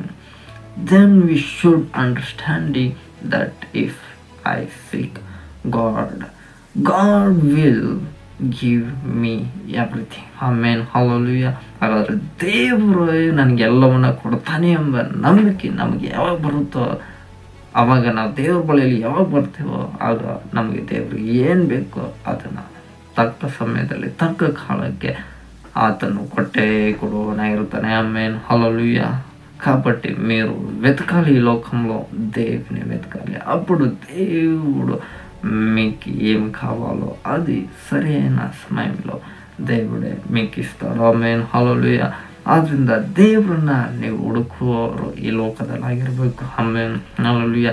ದೇವರ ವಾಕ್ಯವನ್ನು ಹುಡುಕುವವರಾಗಿರ್ಬೇಕು. ಯಾಕೆಂದರೆ ಪ್ರತಿಯೊಂದನ್ನು ವಾಕ್ಯದಲ್ಲೂ ಅನೇಕ ಆಳವಾದಂಥ ವಿಷಯಗಳನ್ನು ದೇವರಾತ್ಮನು ಇಟ್ಟಿದ್ದಾನೆ. ಅದನ್ನು ಯಾರು ಹೇಳ್ಕೊಡ್ಬೇಕಂದ್ರೆ ದೇವರ ಆತ್ಮನೇ ನಿಮ್ಗೆ ಹೇಳ್ಕೊಡ್ಬೇಕು. ಅದುವಾಗ ನಿಮಗೆ ಅದರಲ್ಲಿರುವಂಥ ಒಂದೊಂದೇ ರಹಸ್ಯಗಳನ್ನು ದೇವರ ಆತ್ಮ ನಿಮಗೆ ತಿಳಿಯಪಡಿಸ್ತಾನೆ. ಆಮೇಲೆ ಹಾಲು ಯಾಕೆಂದರೆ ದೇವರ ಆತ್ಮನಿಗೆ ಹೇಳ್ಕೊಡುತ್ತೆ. ಬೇರೆಯವ್ರ ಹತ್ರ ನೀವು ಎಷ್ಟೇ ಟೀಚಿಂಗ್ ಏನೇ ಮಾಡ್ಕೊಂಡ್ರು ಕೂಡ ಜಸ್ಟ್ 1% ಮಾತ್ರ ನಿಮಗೆ ಅದರಿಂದ ಸಿಗುತ್ತೆ. ಆದರೆ 99% ಹೋಲಿ ಸ್ಪಿರಿಟ್ ಹತ್ರನೇ ಇರೋದು. ಆಮೇಲೆ ಹಾಲಲ್ಲಿ ನನ್ನನ್ನು ಕೂಡ ಕೇಳಬೇಡಿ, ಜಾಸ್ತಿ 1% ಸಿಗುತ್ತೆ. ಇವಾಗಲೇ ಹೇಳ್ತೀನಿ, ನಮ್ಮಿಂದ ಕೇಳಿದ್ರೆ ಎಷ್ಟು ಸಿಗುತ್ತೆ? 1%. 99% ಬೇಕು ಅಂದರೆ ನೀವು ಯಾರನ್ನ ಕೇಳಬೇಕು? ಹೋಲಿ ಸ್ಪಿರಿಟ್ ಪವಿತ್ರ ಹಾಕೊಂಡು ಕೇಳಬೇಕು. ಅವರು ನಿಮಗೆ ಟೀಚಿಂಗ್ ಮಾಡಿದ್ರೆ ನೀವು 100% ಸ್ಟೂಡೆಂಟ್ ಆಗಿರ್ತೀರ. ಆಮೇಲೆ ಹಾಲಲ್ಲಿಯ ಇಲ್ಲ ಅಂತಂದರೆ 1% ಸ್ಟೂಡೆಂಟ್ ಆಗಿರ್ತಾರೆ. ಇನ್ನೂ ಕೆಲವರು 0% ಇರ್ತಾರೆ. ಆಮೇಲೆ ಸೋದ್ರೆ 0% ಇರೋರಿಗೆ ದೇವರಾತ್ಮನೆ ಹೇಳ್ತಾ ಇದ್ದಾನೆ, ದೇವರಾತ್ಮನೆ ನೀನು ನನ್ನ ಸಂಗಡ ಮಾತನಾಡು ಅಂತ ನೀವು ಪ್ರತಿದಿನ ಪ್ರೇಯರ್ ಮಾಡಲೇಬೇಕು. ಆಮೇಲೆ ಹಾಲಲ್ಲಿಯ ದಾಹ ಉಳ್ಳವನಿಗೆ ದೇವರು ಏನು ಕೊಡ್ತಾನೆ? ಜೀವ ಛಲದ ನೀರನ್ನು ಕುಡಿಯೋದಕ್ಕೆ ಕೊಡ್ತಾನೆ. ದಾಹನೇ ಇಲ್ಲ ಅಂದವನಿಗೆ ನೀರು ಕೊಟ್ಟು ಏನು ಪ್ರಯೋಜನ? ಅವ್ನು ನೀರು ಕೊಟ್ಟರು ಹೊಟ್ಟೆ ತುಂಬೈತೆ ಬೇಡ ನನಗೆ ನೀರು ಅಂತಂದರೆ ಬಿಸಾಕ್ಬಿಡ್ತಾನೆ, ಅಥವಾ ಕುಡಿಯೋದೇ ಅವ್ನು ಬಿಟ್ಬಿಡ್ತಾನೆ, ನೀರಲ್ಲೇ ಇಟ್ಬಿಟ್ಟು ಬೇಕಾದ್ರೆ ಹೊಟ್ಟೆ ಹೋಗ್ಬಿಡ್ತಾನೆ. ಅದೇ ದಾಹ ಉಳ್ಳವನಿಗೆ ಜಸ್ಟ್ 1 ಲೋಟ ನೀರು ಕೊಡಿ, ಗಡ ಗಡ ಗಡ ಗಡ ಅಂತ ಕುಡ್ದು ಖಾಲಿ ಮಾಡಿ ಬಿಸಾಕ್ಬಿಡ್ತಾನೆ. ತಗೊಳ್ಳೋಣ ನೀನು ಲೋಟ, ಹೊಟ್ಟೆ ತಣ್ಣಗಾಯ್ತು ಸಾಕು, ಕೊಟ್ಟಿದ್ದಕ್ಕೆ ಥ್ಯಾಂಕ್ಸ್ ಅಂತ ಹೇಳಿ ಹೋಯ್ತಾ ಇರ್ತಾನೆ. ಆಮೇಲೆ ಹಾಲಲ್ಲಿ ಹಾಗೆ ಇದು ಲೋಕದ ದಾಹ ನೀರಿನಿಂದ, ಅದು ಆತ್ಮನ ದಾಹ, ಆತ್ಮಿಕವಾದ ದಾಹ, ಅದು ದೇವರ ವಾಕ್ಯದ ವಿಷಯವಾಗಿದ್ದಂಥ ದಾಹ ನಿಮಗಿರಬೇಕು ಪ್ರತಿಯೊಬ್ಬರಿಗೆ. ಆದ್ದರಿಂದ ದೇವರ ಸನ್ನಿಧಾನಕ್ಕೆ, ದೇವರ ಆಳಕ್ಕೆ ಬರುವಾಗಲೂ ನೀವು ಪ್ರಾರ್ಥನೆ ಮಾಡ್ಕೊಂಡು ಬರಬೇಕು. ದೇವರೇ ನನ್ನ ಸಂಗಡ ನೀನು ಮಾತಾಡು ಅಂತ. ಜಸ್ಟ್ ಒಂದೇ ಮಾತು, 1 ನಿಮಿಷ ಪ್ರೇಯರ್ ಮಾಡಿದ್ರು ಸಾಕು. ದೇವರ ಈ ದಿನ ಆಳೆ ಕುಯ್ತಾ ಇದ್ದೀನಿ, ಆಲಯದಲ್ಲಿ ನನ್ನ ಜೊತೆಲಿ ನೀನು ಮಾತಾಡು, ನಿನ್ನ ಮಾತು ನನಗೆ ಜೀವ ಕೊಡಲಿ ಅಷ್ಟೇ. ಆಮೇಲೆ ನಿನ್ನ ವಾಕ್ಯ ನನ್ನ ಆತ್ಮವನ್ನು ಬಲಪಡಿಸಲಿ ಅಂತ ಕೇಳಿ. ಆಮೇಲೆ ಹಾಲಲ್ಲಿಯ ಹಾಗಾದರೆ ದೇವರ ಆತ್ಮನ ಬಳಿಯಲ್ಲಿ ಈ ರೀತಿ ನೀನು ಯಾವಾಗ ಪ್ರಾರ್ಥನೆ ಮಾಡಿಕೊಂಡು ದೇವರ ಆಲಯಕ್ಕೆ ಬರ್ತಿರೋ ಆಗ ದೇವರ ಆತ್ಮನ ವಾಕ್ಯಗಳು ಅದು ನಿಮ್ಮ ಸಂಗಡ ಮಾತನಾಡುತ್ತವೆ. ಆಮೇಲೆ ಆ ಮಾತುಗಳು ನಿಮಗೆ ಜೀವನ ಉಂಟು ಮಾಡುತ್ತೆ. ಅದು ಬಲಹೀನರಾದರೆ ನಿಮ್ಮನ್ನು ಬಲಪಡಿಸುತ್ತೆ, ರೋಗದಲ್ಲಿರುವುದಾದರೆ ನಿಮ್ಮನ್ನು ಸೋಕಿಕೊಳ್ಳಿಸುತ್ತದೆ.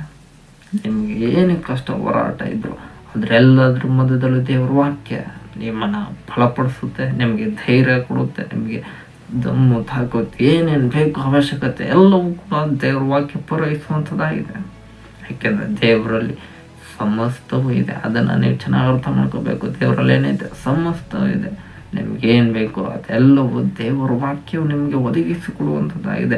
ಆದ್ದರಿಂದ ನಿಮ್ಮ ಪ್ರಾರ್ಥನೆ, ದೇವರೇ ನನ್ನ ಸಂಗಡ ನೀನು ಮಾತನಾಡು ಎಂಬ ಪ್ರಾರ್ಥನೆ ನಿಮ್ಮ ಪ್ರಾರ್ಥನೆ ಆಗಿರಬೇಕು. ಆಗ ದೇವರಾತ್ಮನು ನಿಮ್ಮ ಸಂಗಡ ಮಾತನಾಡುವವನಾಗಿರ್ತಾನೆ. ಆ ಮಾತುಗಳು ನಿಮಗೆ ಜೀವವನ್ನು ಉಂಟು ಮಾಡುವಂಥದ್ದಾಗಿದೆ. ಆದ್ದರಿಂದ ದೇವರ ಬಳಿಯಲ್ಲಿ ದೇವರಿದ್ದಾನೆ ಎಂಬ ನಂಬಿಕೆಯೊಡನೆ ಬನ್ನಿ. ಆ ನಂಬಿಕೆಗೆ ತಕ್ಕಂತೆ ದೇವರಿದ್ದಾನೆ ಎಂಬುವಂಥ ಕ್ರಿಯೆಯನ್ನು, ದೇವರ ವಾಕ್ಯಗಳನ್ನು ಕೈಕೊಂಡು ನಡೆಯುತ್ತಾ ಅದನ್ನು ನೀವು ತೋರಿಸುವವರಾಗಿರ್ರಿ. ಅದರ ನಿಮಿತ್ತವಾಗಿ ದೇವರಿಗೆ ಮಹಿಮೆ ಉಂಟಾಗುವಂಥದ್ದಾಗಿದೆ ಎಂದು ದೇವರ ಆತ್ಮ ಸಭೆಗಳಿಗೆ ಹೇಳುವುದನ್ನು ಕಿವಿಯಲ್ಲವನ್ನು ಕೇಳಲಾದ ನಂಬರ್ ಮಾತ್ರ ನಾವು ಕೇಳೋಣ. ತಟ್ಟುತ್ತಾ ದೇವರು ನಮ್ಮನ್ನು ಮಹಿಮೆ ಪಡಿಸುವರಾಗೋಣ. Amen, hallelujah. ಇಷ್ಟೆಲ್ಲ ಹೇಳಿದಾಗಲೂ ಕೂಡ ಕೆಲವ್ರದ್ದು ಪ್ರಶ್ನೆ, ಕೆಲವರ ಹೃದಯದಲ್ಲಿ ನಾನು ಪ್ರತಿದಿನ ಪ್ರಾರ್ಥನೆ ಮಾಡ್ತಾ ಇದ್ದೀನಿ, ದೇವರು ನಮ್ಮ ಪ್ರಾರ್ಥನೆಗೆ ಉತ್ತರನೇ ಕೊಟ್ಟಿಲ್ಲ. ಎಷ್ಟೋ ತಿಂಗಳುಗಳಿಂದ ಪ್ರಾರ್ಥನೆ ಮಾಡ್ತಾ ಇದ್ದೀನಿ, ದೇವರು ನನ್ನ ಪ್ರಾರ್ಥನೆಗೆ ಉತ್ತರ ಕೊಟ್ಟೇ ಇಲ್ಲ ಎಂಬುದು. ಆದರೆ ದೇವರಿಗೆ ಗೊತ್ತು, ನೀವು ಅನ್ಕೊಂತಿದ್ರ ನನಗೆ ಈಗಲೇ ಉತ್ತರ ಬೇಕು ಅಂತ. ಆದರೆ ದೇವರ ಚಿತ್ತ ಏನು ಗೊತ್ತಾ? ನಿಮ್ಮ ಪ್ರಶ್ನೆಗೆ ಉತ್ತರ ಮುಂದಿನ ದಿನಗಳಲ್ಲಿ ನಾನು ಕೊಡ್ತೇನೆ ಅನ್ನೋದೇ ದೇವರ ಉತ್ತರ ಇರುತ್ತೆ. ಆದ್ದರಿಂದ ನೀವು ಆ ದಿನ ಬರೋವರೆಗೂ ಏನು ಮಾಡಬೇಕು? ನಂಬರ್ 1 ವಿಷಯ ಏನು ಕಳ್ಕೊಂಡು ತಾಳ್ಮೆಯಿಂದ ಇರಬೇಕಂದ್ರೆ ಆ ದಿನ ಬರೋವರೆಗೂ ನೀವು ತಾಳ್ಮೆಯಿಂದ ಕಾಯ್ತಾನೆ ಇರ್ಬೇಕು ಆ ವಿಷಯಕ್ಕೋಸ್ಕರ. ಹಂಗಾದ್ರೆ ಅಲ್ಲಿವರೆಗೂ ನೀವೇನು ಮಾಡ್ಬೇಕು, ಪ್ರೇಯರ್ ಮಾಡ್ತಾನೆ ಇರ್ಬೇಕು. ಕೆಲವು ವಿಷಯಗಳಿಗೆ ಕಂಟಿನ್ಯೂಸ್ಲಿ ಪ್ರೇ, ಆಮೇಲೆ ನೀವು ನಿರಂತರವಾಗಿ ಪ್ರಾರ್ಥನೆ ಮಾಡ್ತಾನೆ ಇರ್ಬೇಕು. ಕೆಲವು ವಿಷಯಗಳಿಗೆ ಅಲ್ಲೇ ಅಲ್ಲೇ ಬಹುಮಾನ ಅಂತಲೂ ಕೊಡೋದು ಕೂಡ ದೇವ್ರಿಗೆ ಗೊತ್ತು. ಕೆಲವು ವಿಷಯಗಳನ್ನ ಮುಂದೆ ಕರ್ಕೊಂಡು ಹೋಗೋದು ಕೂಡ ದೇವ್ರಿಗೆ ಗೊತ್ತು. ದೇವ್ರಿಗೆ ಎಲ್ಲವೂ ಗೊತ್ತು. ಆಮೇಲೆ ಹಾಲಲ್ಲಿ ಇಸ್ರಾಯೇಲ್ ಜನರನ್ನ ದೇವರು 40 ವರ್ಷ ಕಾಡಿನಲ್ಲೇ ತಿರ್ಗಾ ಮುರುಗಾ ಹಂಗೆ ಹಿಂಗೋ ನಡ್ಸ್ಕೊಂಡು ಕರ್ಕೊಂಡು ಹೋಗ್ಬಿಡ್ತಾನೆ. ಆಮೇಲೆ ಹಾಲಲ್ಲಿ ಆದರೆ ಒಂದು ಚರಿತ್ರೆ ಹೇಳುತ್ತೆ, ಈಜಿಪ್ಟ್ ದೇಶದಿಂದ ಇಸ್ರಾಯೇಲ್ ದೇಶಕ್ಕೆ ಹೋಗಕ್ಕೆ 1 ವಾರ ಗಟ್ಟಲೆ ಟೈಮ್ ಸಾಕು, ನಡ್ಕೊಂಡೆ ಹೋಗ್ಬಿಡ್ಬೋದಾಗಿತ್ತು ಅಂತ ಹೇಳ್ತಿದ್ರು. ಆಮೇಲೆ ಹಾಲಲ್ಲಿ 1 ವಾರ 1 ತಿಂಗಳೇ ಹೋಗ್ಲಿ 1 ತಿಂಗಳೇ ಅನ್ಕೊಳ್ಳಿ, 1 ತಿಂಗಳಾದ್ರೂ ನಡ್ಕೊಂಡೆ ಹೋಗ್ಬಿಡ್ಬೋದಾಗಿತ್ತ. ಸೋತ್ರ 1 ತಿಂಗಳಲ್ಲಿ ಹೋಗ್ಬೇಕಾದ್ರೂ 1 ವರ್ಷ ಆದ್ರೂ ಹೋಗಿಲ್ಲ. ಹೋಗ್ಲಿ 2 ವರ್ಷ, ಹೋಗ್ಲಿ 10 ವರ್ಷ, ಹೋಗ್ಲಿ 20 ವರ್ಷ, 30 ವರ್ಷ, ಸರಿ ಸುಮಾರು 40 ವರ್ಷದ ಮೇಲೆ ಆಗೋಗ್ಬಿಡ್ತಾರಲ್ಲಪ್ಪ ಕತೆ. ಇದು ಯಾಕಂದರೆ ಇದೇ ಅಲ್ಲೇ ದೇವ್ರು ಟ್ವಿಸ್ಟ್ ಮಾಡಿ ಇರ್ತಾನೆ. ದೇವ್ರಿಗೆ ಗೊತ್ತು ಎಲ್ಲಿ ಏನು ಟ್ವಿಸ್ಟ್ ಇಡಬೇಕು, ಎಲ್ಲಿ ಏನು ಕೆಲಸಗಳಾಗಬೇಕು, ಎಲ್ಲಿ ಯಾವ ರೀತಿಯಲ್ಲಿ ನಡ್ಸ್ಕೊಂಡು ಕರ್ಕೊಂಡು ಹೋಗ್ಬೇಕು ಇಸ್ರಾಯೇಲ್ರನ್ನ ಅನ್ನೋದು. ಆಮೇಲೆ ಹಾಲಲ್ಲಿ ಇವ್ರನ್ನ ಒಂದು ಮಾರ್ಗದಲ್ಲಿ ಕರ್ಕೊಂಡು ಹೋಗಿ 1 ತಿಂಗಳಲ್ಲೇ ಸೇರ್ಕೊಂಡ್ಬಿಡ್ತಿದ್ರು. ಆದರೆ 1 ತಿಂಗಳಲ್ಲಿ ಹೋಗ್ಬೇಕಾದವ್ರನ್ನ 40 ವರ್ಷ ಹೆಂಗೆ ಮಾಡಿಸ್ದ, ಅವ್ರ ತಾಳ್ಮೆನ ಅಲ್ಲೆಲ್ಲ ಚೆಕ್ ಮಾಡ್ಕೊಂಡು ಕರ್ಕೊಂಡು ಹೋಗ್ತಾರೆ. ಆಮೇಲೆ ಹಾಲಲ್ಲಿ ಹಾಗಾಗಿ ದೇವ್ರಿಗೆ ಗೊತ್ತು ನಿಮ್ಮನ್ನು 40 ವರ್ಷದಲ್ಲಿ ಕರ್ಕೊಂಡು ಹೋಗ್ಬೇಕಾ ಅಥವಾ 1 ತಿಂಗಳಲ್ಲೇ ಕರ್ಕೊಂಡು ಹೋಗ್ಬೇಕಾ. ದೇವ್ರಿಗೆ ಗೊತ್ತು ನಿಮ್ಮ ಪ್ರಾರ್ಥನೆಗೆ ಉತ್ತರ 40 ವರ್ಷ ಆದಮೇಲೆ ಉತ್ತರ ಕೊಡ್ಬೇಕಾ ಅಥವಾ 1 ತಿಂಗಳಾದ್ಮೇಲೆ ಉತ್ತರ ಕೊಡ್ಬೇಕಾ ಅನ್ನೋದು. ಆಮೇಲೆ ಹಾಲಲ್ಲಿ ಆದ್ದರಿಂದ ಪ್ರಾರ್ಥನೆ ನಿರಂತರವಾಗಿರ್ಬೇಕು. ಆದರೆ ಉತ್ತರ ದೇವರು 40 ವರ್ಷ ಆದಮೇಲೆ ಆದರೂ ಕೊಡ್ಬೋದು, ಅದು ದೇವ್ರ ಚಿತ್ತ. ಅಥವಾ 1 ತಿಂಗಳಲ್ಲೇ ಕೊಡ್ಬೋದು, ಅದು ದೇವ್ರ ಚಿತ್ತ.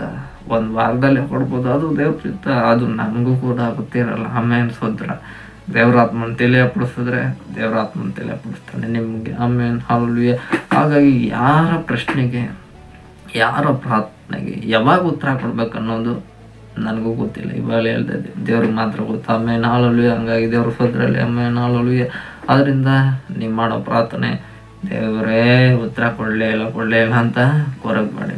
ಆಮೇಲೆ ಹಾಲಲ್ಲಿ ದೇವ್ರಿಗೆ ಗೊತ್ತು ನಿಮ್ಮ ಪ್ರಾರ್ಥನೆಗೆ ಉತ್ತರ 40 ವರ್ಷ ಆದಮೇಲೆ ಕೊಡ್ಬೇಕು ಅನ್ನೋದಿದ್ರೆ ಕೊಡ್ತಾನೆ, 1 ತಿಂಗಳಾದ್ಮೇಲೆ ಕೊಡ್ಬೇಕು ಅನ್ನೋದಿದ್ರು 1 ತಿಂಗಳಾದ್ಮೇಲೆ ಉತ್ತರ ಕೊಡ್ತಾನೆ. ಆಗ ನಿಮ್ಮ ಪ್ರಾರ್ಥನೆಗೆ ಉತ್ತರವನ್ನು ದೇವ್ರು ಕೊಟ್ಟಂತ ಆಗುತ್ತೆ. ಆದರೆ 100% ಇಸ್ರಾಯೇಲ್ ಜನರನ್ನ ಇಸ್ರಾಯೇಲ್ ದೇಶಕ್ಕೆ ಸೇರಿಸ್ಬೇಕು. ಒಟ್ಟಲ್ಲಿ ಸೇರಿಸೋದನ್ನ ಸೇರ್ತಾ 100%. ಹಾಗಾದ್ರೆ ನಿಮಗೂ ಒಂದು ವಿಷಯಕ್ಕೋಸ್ಕರ ನೀವು ಪ್ರಾರ್ಥನೆ ಮಾಡ್ತಾ ಇದ್ರೆ ಆ ಪ್ರಾರ್ಥನೆ ಉತ್ತರ ಬರ್ಬೇಕಾ? 100% ಬರುತ್ತೆ. ಆದರೆ ನೀವು ತಾಳ್ಮೆಯಿಂದ ಇದ್ದು ಎಷ್ಟು 1 ತಿಂಗಳಾದರೂ ಕಾಯಲೇಬೇಕಾಗುತ್ತೆ ಅಥವಾ 40 ವರ್ಷ ಆದರೂ ಕಾಯಲೇಬೇಕಾಗುತ್ತೆ. ಒಟ್ಟಲ್ಲಿ ಪ್ರಾರ್ಥನೆ ಉತ್ತರ ತಪ್ಪಿತ್ತಲ್ಲ. ಆಮೇಲೆ ಹಾಲಲ್ಲಿ God is give every prayer correct time to God is give the answer. ಆಮೇಲೆ ಹಾಲಲ್ಲಿ ಎಲ್ಲ ಪ್ರಶ್ನೆಗಳಿಗೆ ದೇವ್ರು ಸರಿಯಾದ ಉತ್ತರವನ್ನು ಯಾವಾಗ ಕೊಡಬೇಕು ಅವಾಗ ದೇವ್ರು ಖಂಡಿತವಾಗಿ ಕೊಟ್ಟೇ ಕೊಡ್ತಾನೆ. ಅದು ನಂಬೋರು ಮಾತನ್ನ ಕಲಂತರ್ತದೆ. ದೇವ್ರ ನಮ್ಮನ್ನು ಮಹಿಮೆ ಪಡಿಸುವವರಾಗೋಣ. ಆಮೇಲೆ ಹಾಲಲ್ಲಿ ಅಕ್ಕಪಕ್ಕದೆಲ್ಲರೂ ಕೂಡ ಕೈ ಕೊಟ್ಟಲ್ಲಿ ನೀವು ನಿರಂತರವಾಗಿ ಪ್ರಾರ್ಥನೆ ಮಾಡಿ, ದೇವ್ರು ನಿಮ್ಮ ಪ್ರಾರ್ಥನೆಗೆ ಉತ್ತರ ಕೊಟ್ಟೇ ಕೊಡ್ತಾನೆ ಅಂತ. ಆಮೇಲೆ ಹಾಲಲ್ಲಿ pray continuously god is give right time, God is give the answer for you. Amen. Hallelujah.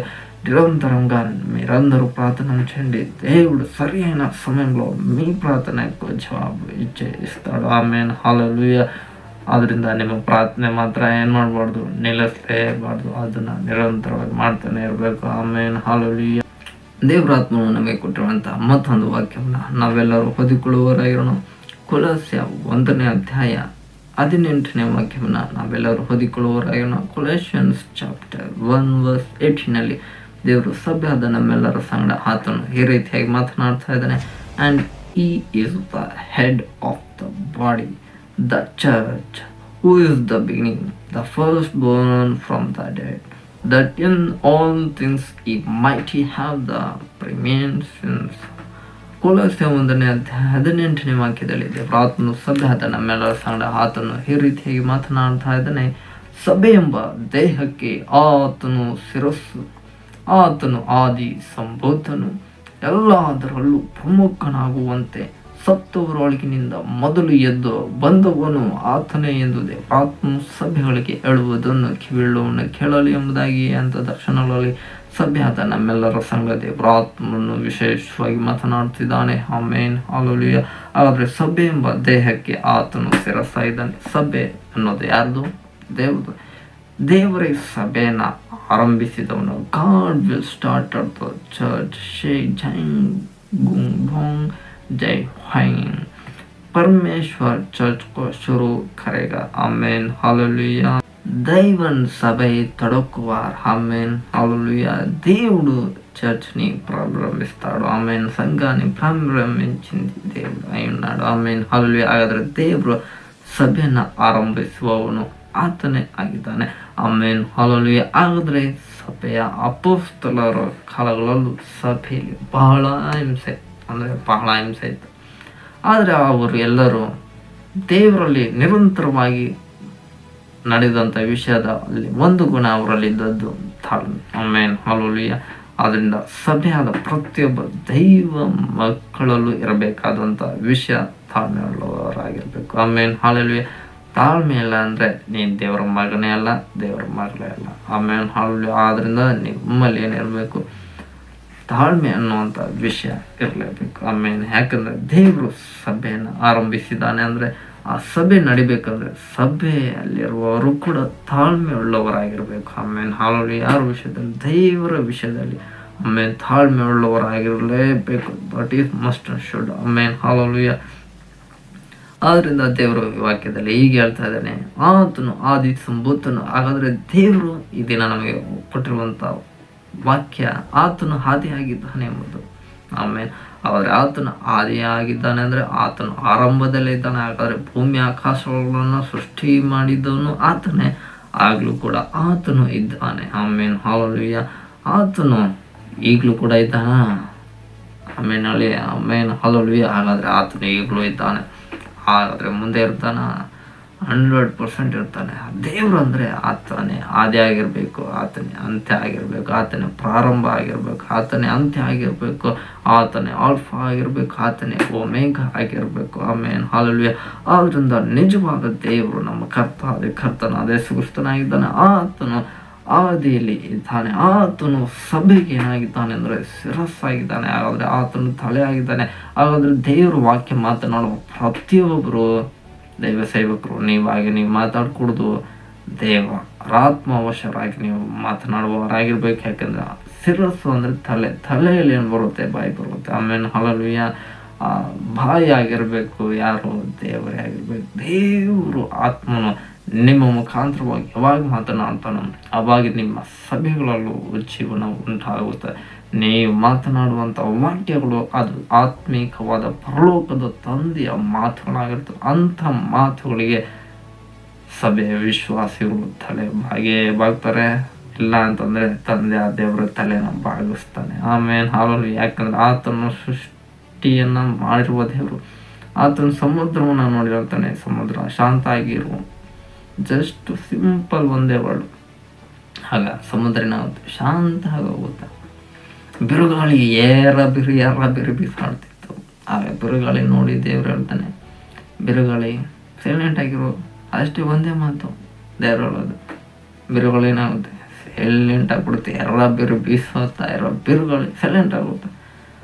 ಅದೆಲ್ಲ ಲೋಕದ ಸೃಷ್ಟಿಗಳೇ ಆತನ ಮುಂದೆ ತಲೆ ಬಾಗ್ತಾ ಇದ್ರೆ, ಇನ್ನು ಮನುಷ್ಯರು ತಲೆ ಬಾಗ್ಲಿಲ್ಲ ಅಂದ್ರೆ ತಲೆನೇ ಎತ್ತಿಸ್ಬಿಡ್ತಾನೆ. ಆಮೇಲೆ ಅಷ್ಟೇ, ಇನ್ನೇನಿರಲ್ಲ ಬೇರೆ ಸೀನ್. ಹಾಗಾಗಿ ತಲೆ ಬಾಗೋರ್ದು ತಲೆನ ಉಳಿಸ್ತಾನೆ, ತಲೆ ಬಾಗದೆ ಇರೋರು ತಲೆಗಳನ್ನು ಉಳಿಸ್ಬಿಡ್ತಾನೆ.